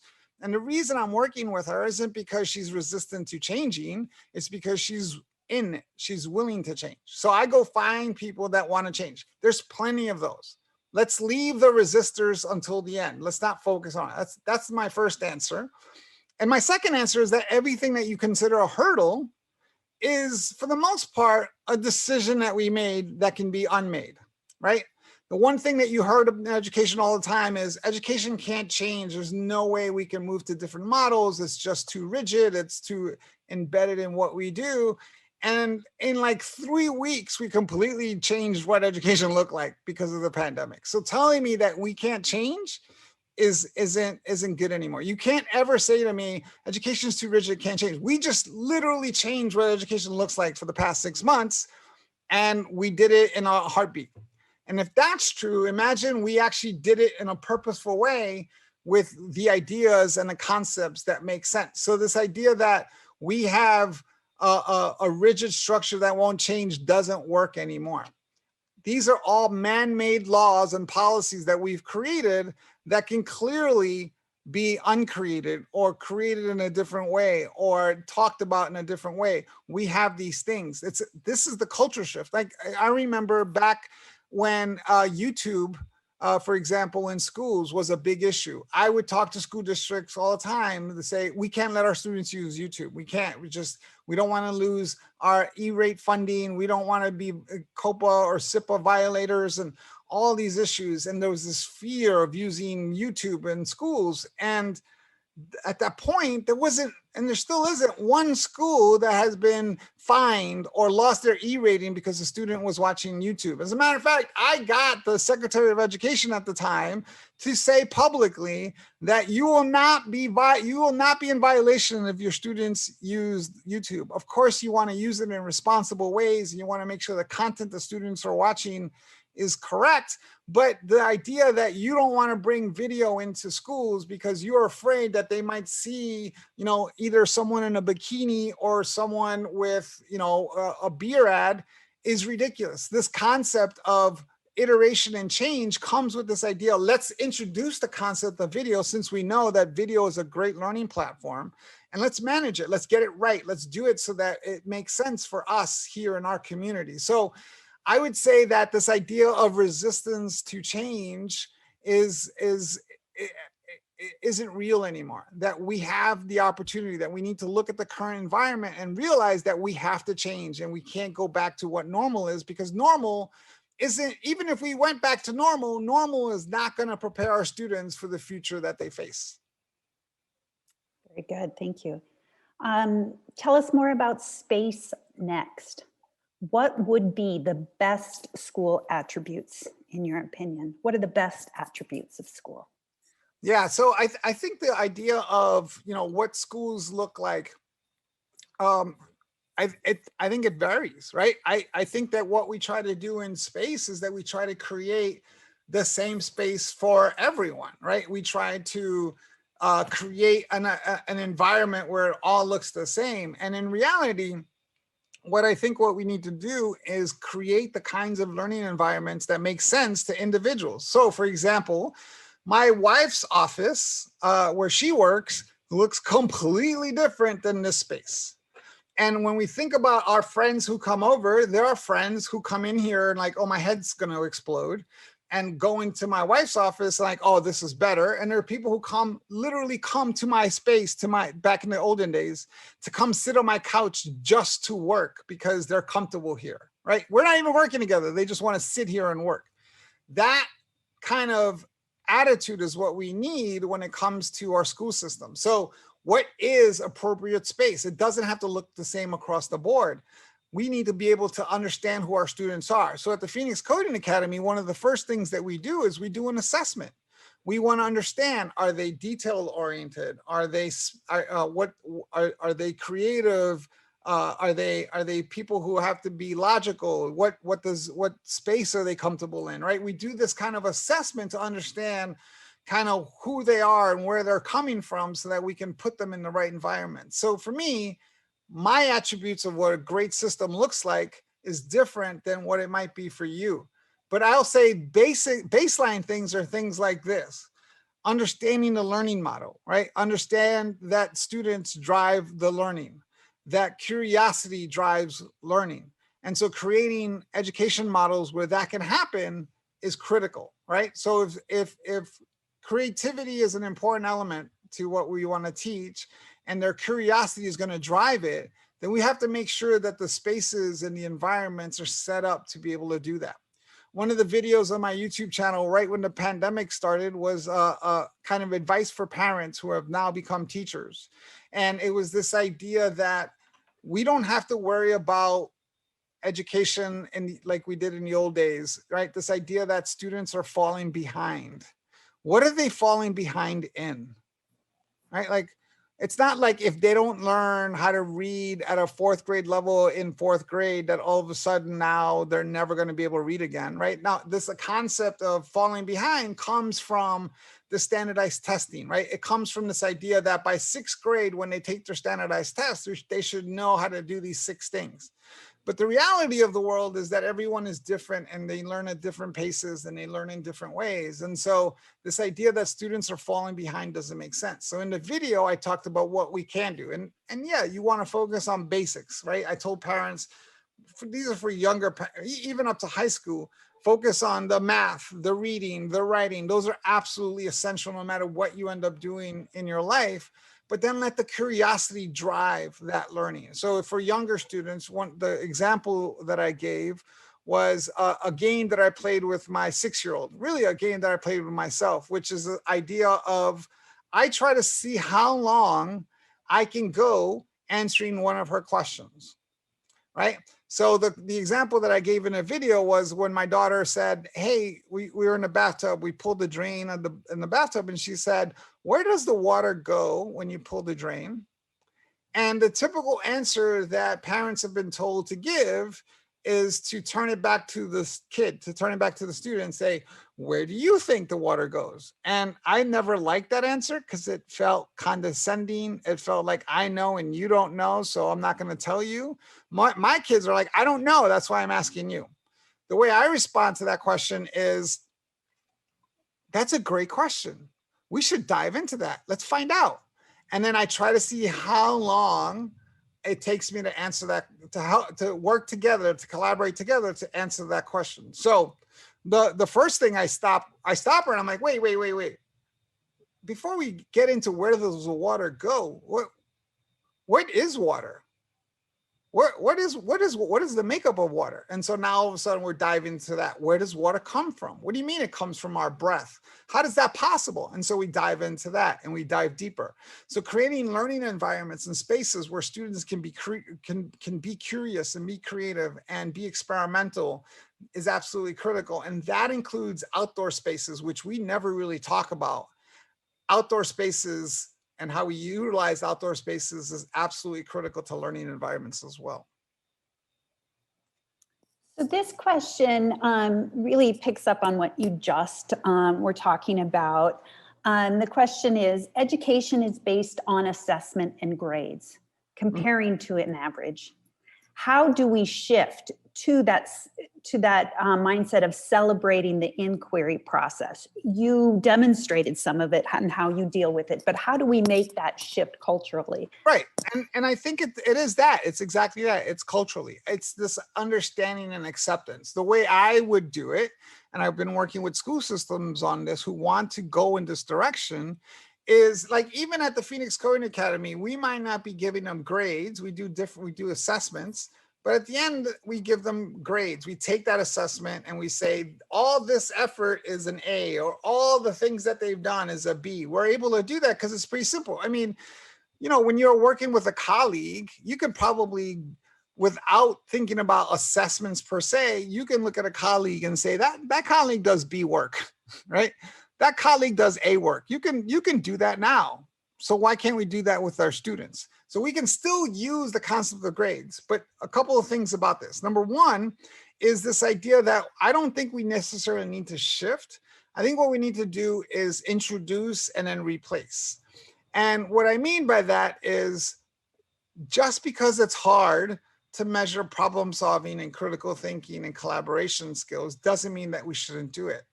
I don't want to get rid of the assessments. I want to introduce those metrics. How do you measure collaboration? Let's find ways to do that. And there's a number of organizations that are trying to build this out. How do you measure collaboration? So you introduce these metrics, and then what we're going to discover, because this is what's real, is that you're going to have like different sets of assessments, and you're going to have this assessment around these critical human skills. And you're going to have this assessment around grades, because how much did a student remember about world history? And you're going to realize, well, that's stupid. Let's just focus on these skills, because these are the critical ones. That's what my strategy is introduce and then slowly replace. And the foundation to that is including parents.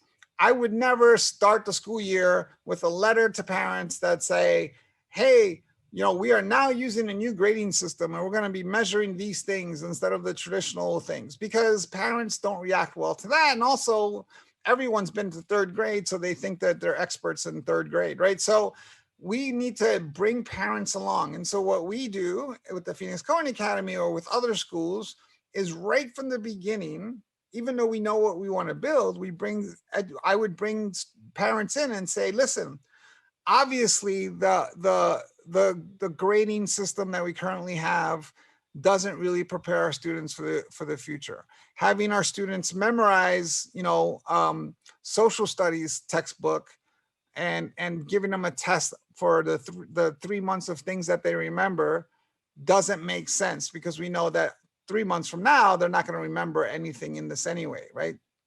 So we are looking to explore new ways to really help our students learn and help build assessment tools that get us to what we really want our students to be able to do. Do you have any ideas? For example, what kind of grade did you get at work last year?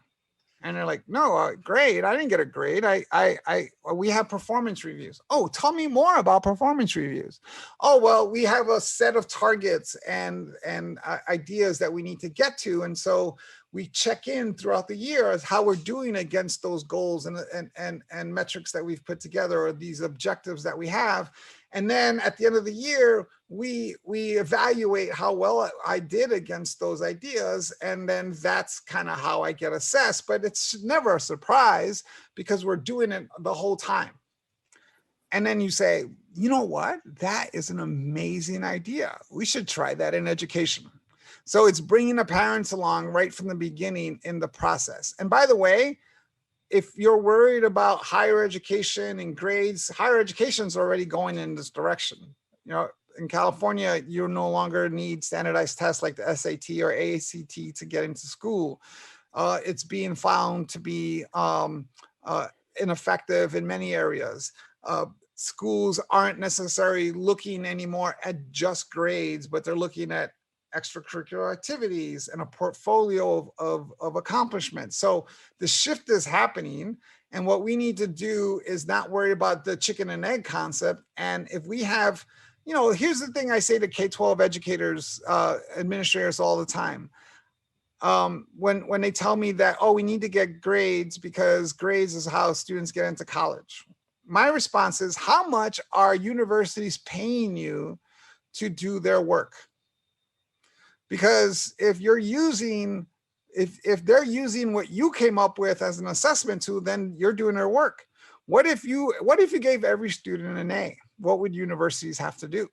They would have to come up with a different assessment model. So it's a chicken and egg thing. And I think as we get more schools on board with these ideas and these concepts, you're going to see shifts, because you're already starting to see them happen in higher ed. Very good. Thank you. How do we address the obstacle of working remotely? Yeah. So here's the thing about working remotely. As someone who worked remotely for 13 years, by the way, I have one of my YouTube videos is about working remotely that I created before the pandemic. And here's the thing about working remotely. It's never one thing or the other, right? It's a combination of things. And so I used to say to people before this pandemic that would say to me, like, I don't know how you work from home. I could never do that. That's just, I get distracted and I find other things to do, or I think about like, oh, I got to go grocery shopping or whatever, right? And what I was trying to tell people all the time was that it isn't about working remotely, isn't one day a month or one day a week, that you never get into the habit of actually working from home, working remotely. I can walk into my kitchen after this call and the kitchen can be on fire and the dog could be making pancakes, and I would just grab my coffee and walk back into my space. I'm focused on my work because that's what I do during this time. So you get into those habits, but also what we need to think about working remotely, and this is very interesting for people who create whether work environments or learning environments, is that you're going to see a shift. Because you do need social interaction, you do need contact, you do need space to be able to do that. So I obviously, and I'm not the only one to predict this, but you're going to see homes now being built with home spaces and home environments to either learn or to work. You're going to see that, not just the den that you can turn into an office, but you're actually going to see work environments in spaces. And so all of a sudden houses aren't going to be about, look, this is a 3-bedroom house. It's going to be a, hey, look, this house is a 2-bedroom house with 2 working environments. Like that's what you're going to start seeing a shift into. But that also means that what we need is learning environments and working environments outside the home. And it's not just Starbucks. It can't just be Starbucks where you're walking around looking for a plug. You're going to see more of these kinds of working environments outside of the home and outside of the work environment. You're still going to have the work environment. You're still going to gather people, but you're going to see more of these collaborative spaces pop up all over the place. And so it's this opportunity that I believe, especially people who are working in the working and learning environments, to rethink what those environments look like, as opposed to trying to get back to normal, because that's just one component of what that future is going to look like.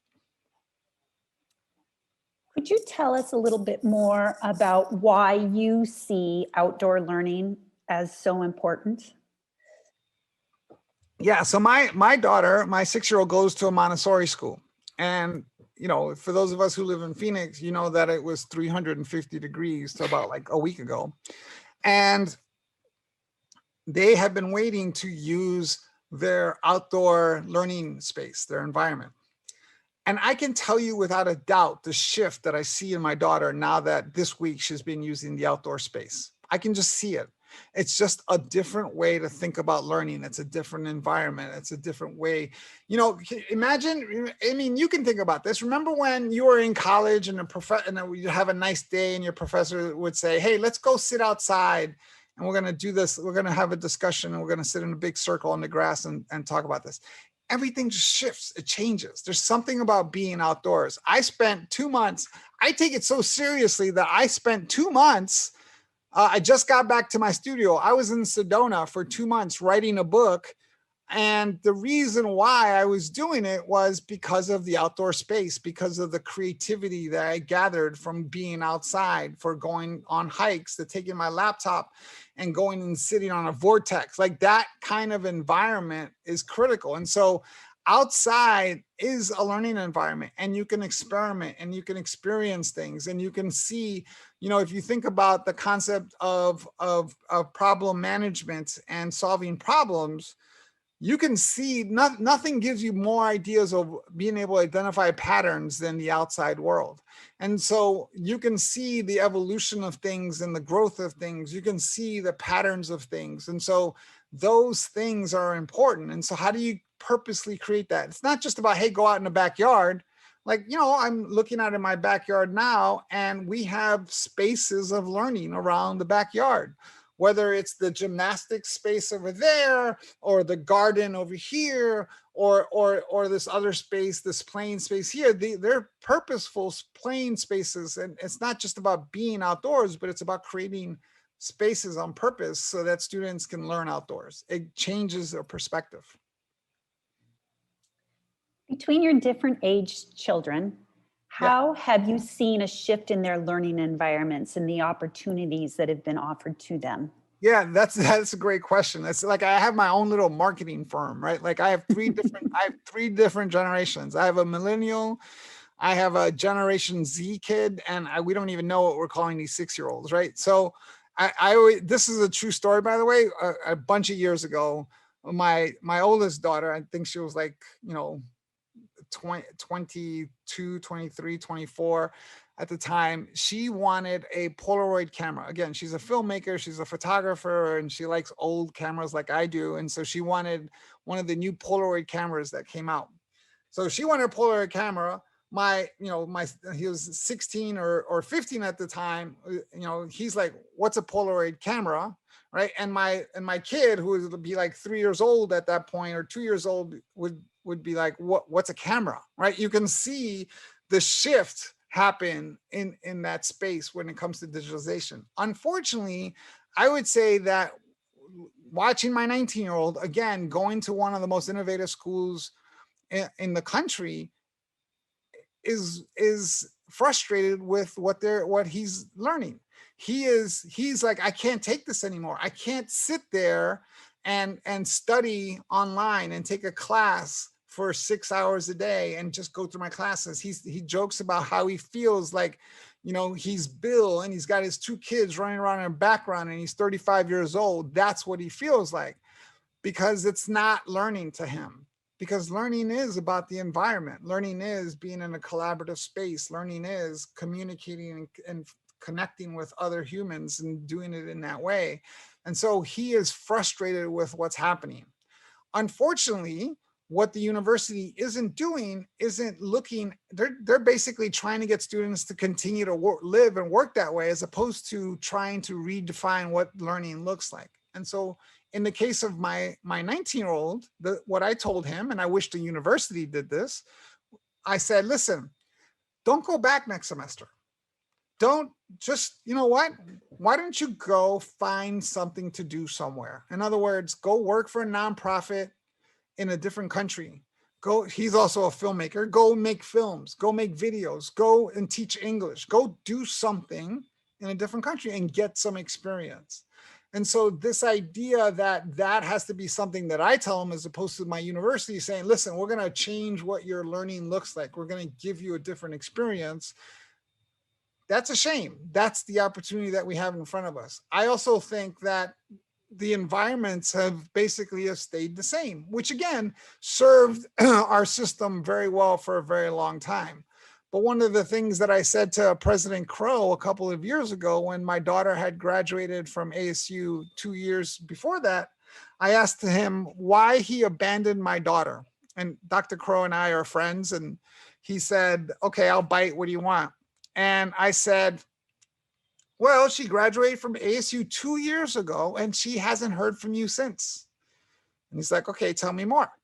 Well, she gets the Alumni Association emails and how to join for the life of the association, and to join and how to donate, and the Visa card and all these other kind of marketing things that the Alumni Association sends out.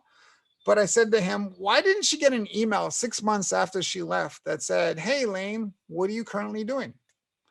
Oh, you're working in video production at CNN.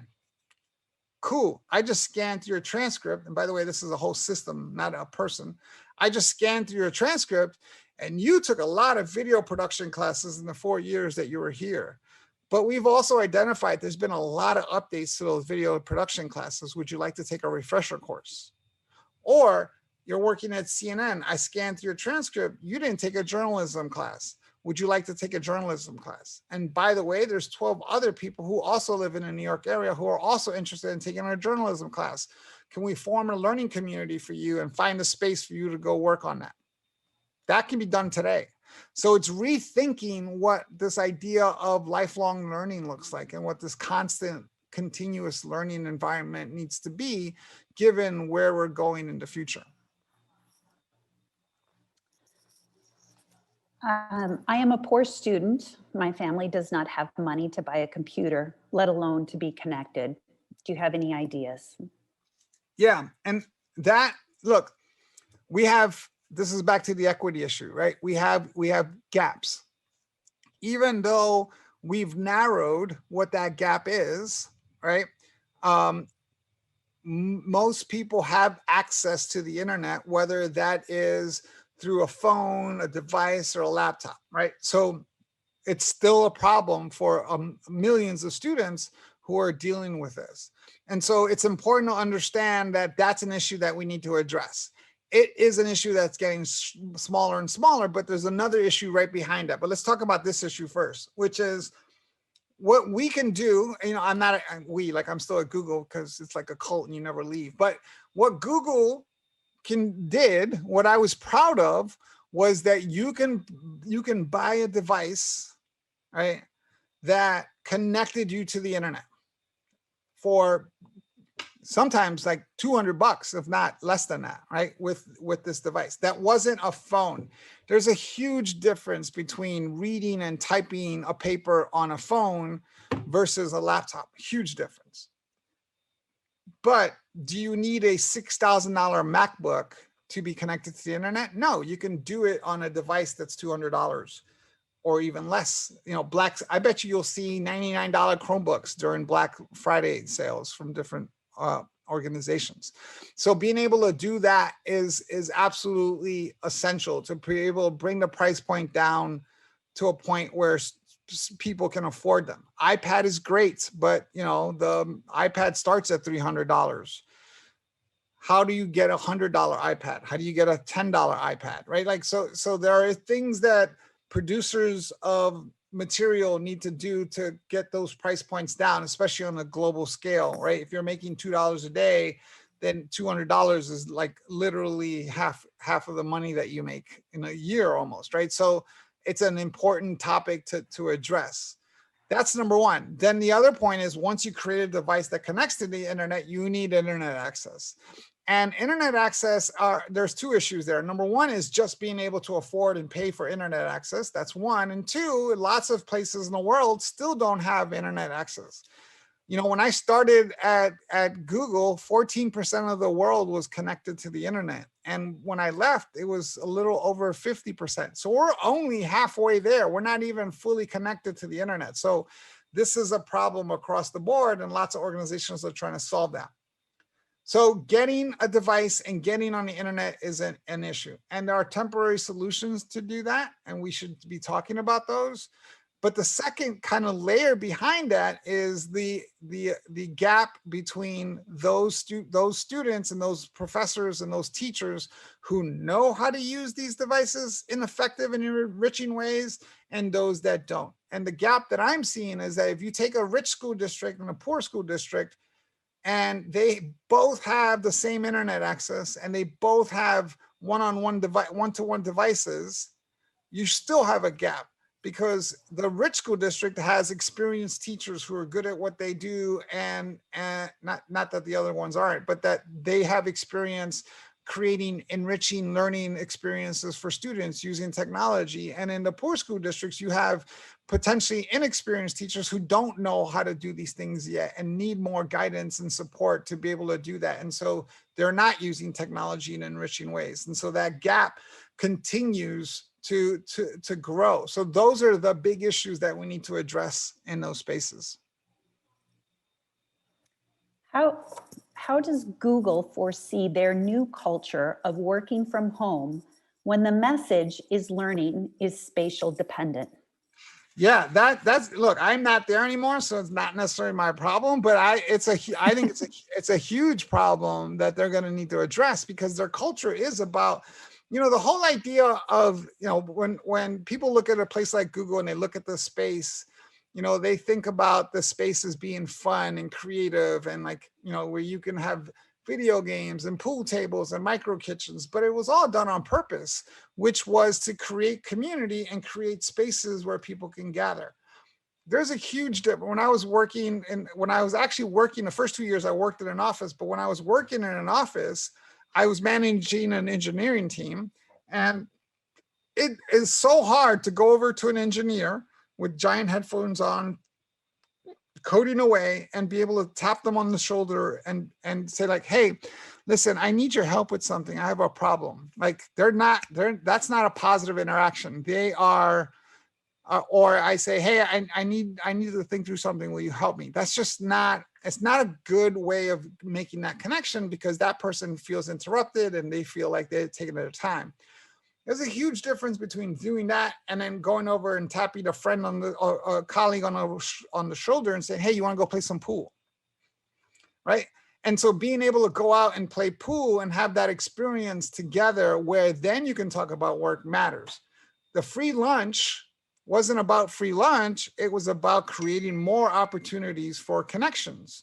This idea that you have people who are sitting next to each other and don't necessarily connect with each other and don't necessarily talk to each other, being able to say things like, hey, let's what are you doing for lunch? Oh, I don't have any plans. Oh, let's go talk about that over lunch. And so you go and talk about it over lunch. The micro kitchens were about places where people can gather. The micro kitchen was the new water cooler.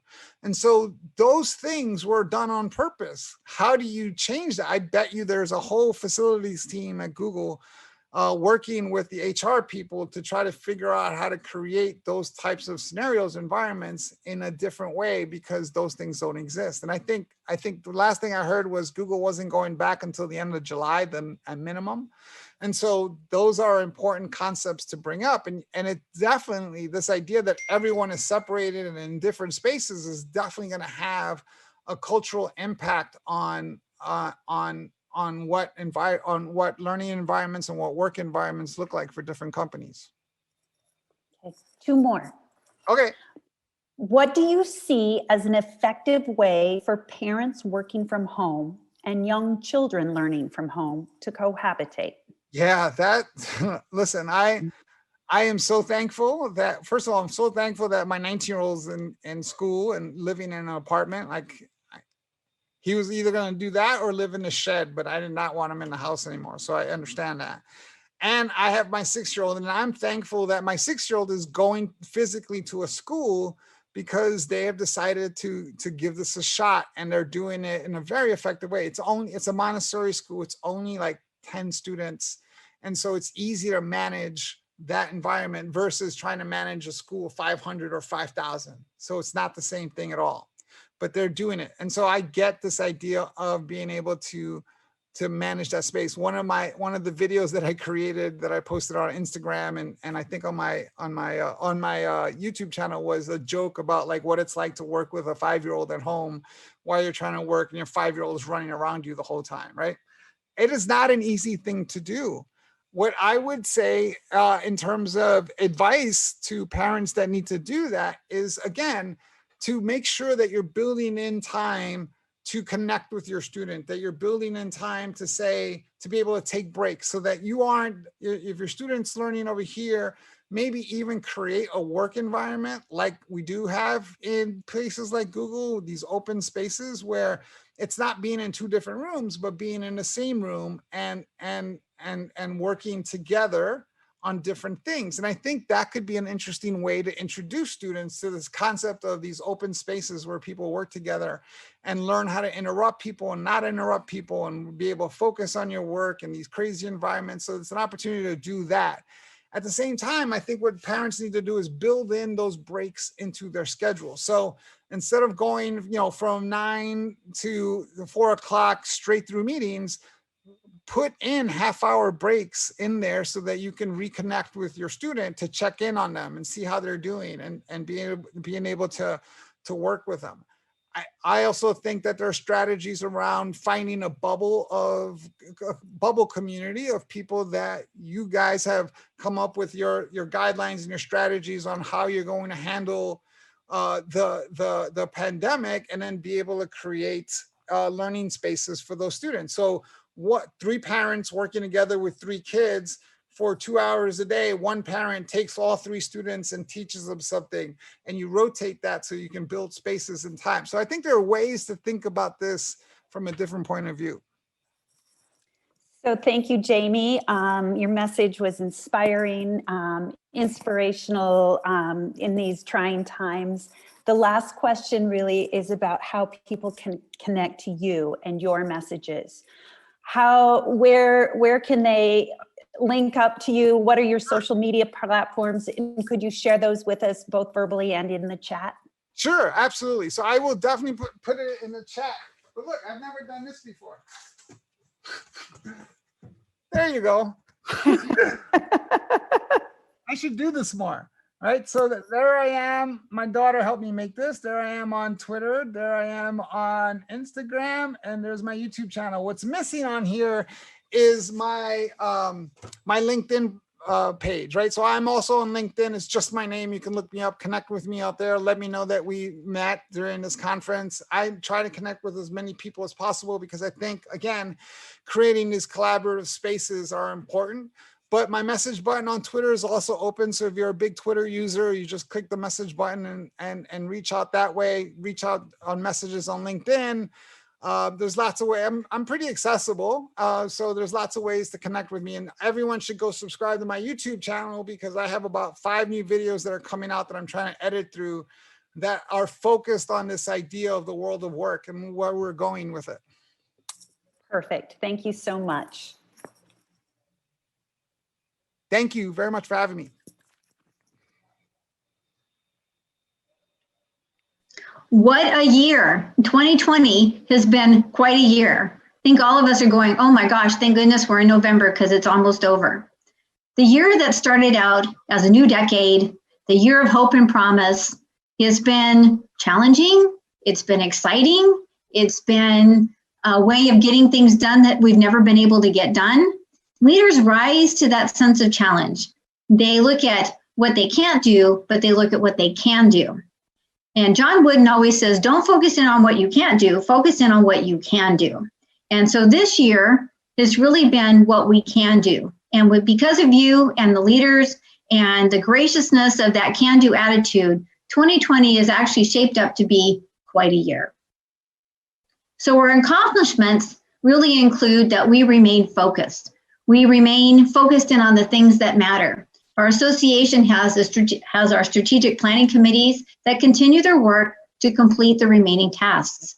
We have our membership, development, and knowledge steering committees, all of which have accomplished great things and really accomplished more than what they thought they could because of the current conditions. Within membership, we created the COVID-19 Response Center, the Response and Recovery Plan, and we have a new member engagement plan. I want to thank Troy for his leadership and being able to engage those that serve on the leadership committee for all of their help. Within our development plan led by Lisa Lampkin, they've completed the draft for the engagement plan, looked at all the different ways that sponsors can participate and that membership value for each of the members to make sure that what you pay for in your membership is meaningful, but also looks at the sustainability of the organization. Then we have our knowledge steering committee. And I really need to give a huge shout out to Julia Hawkinson and Russ Parker. Julia not only chairs our ALEP commission, but she has stepped up to be able to start our JEDI committee. It's the Justice, Equity, Diversity, and Inclusion Committee. And really, rather than going, oh my gosh, I can't believe another crisis is happening, people jumped in. We have over 80 people that are so excited about information that's coming out of this committee. We had our first town hall kickoff, and we also have our safety and security that continues to take place. We have our different webinars. We have our academies that are taking place. We also have our virtual communities for the early childhood learning, safety and security, and now we have a new committee, which is the JEDI committee. So thank you to every member that has participated in our steering committees, that has participated as a volunteer, and that has participated in the events and the opportunities that have come about. We are ready to begin the next level of planning. So A4LE remains strong. It's because of members like you that we exist. We have 5,300 members around the world, 7 regions and 24 countries that represent who A4LE is. We have our Europe region that's really taking fold in getting members to participate. We just recently had an event that took place over there 2 days ago. We have our Global Transition Board that has been created and underway since March. We have individuals that represent different parts of the world with their different thought processes, different experiences, different ways of running an organization, and they're working together with the board and our regional leaders through a strategic planning process. We're also looking at engaging in a new strategic plan this coming year. We have our facilitators that are ready to go, and you'll be learning more about that next year. We also have leadership. That is a big part of who our association is. Our leaders are committed, they're resilient, they're persistent, creative, and innovative.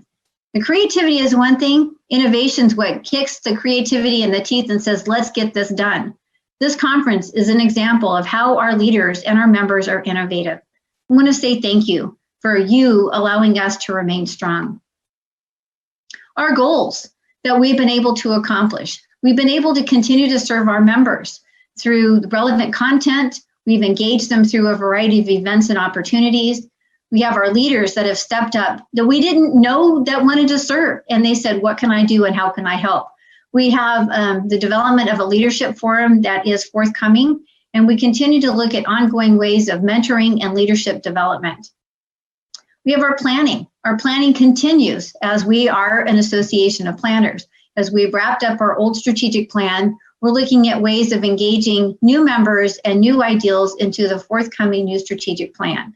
We have new ways of looking at creating measures of accountability for completion of this plan and levels of accountability for our board and our leaders as we serve you. With the future of global expansion and our chapters and regions across the world, our TGB looks to continue its planning for the next 2 years. We're looking at new methods to engage members, hybrid content platforms, and the inclusion of our JEDI program. So our goals are really about to support and strengthen our members through wise decision-making, strategic planning, relevant content and programs, leadership development, and pragmatic operational protocols. 2020, it is definitely a year to remember.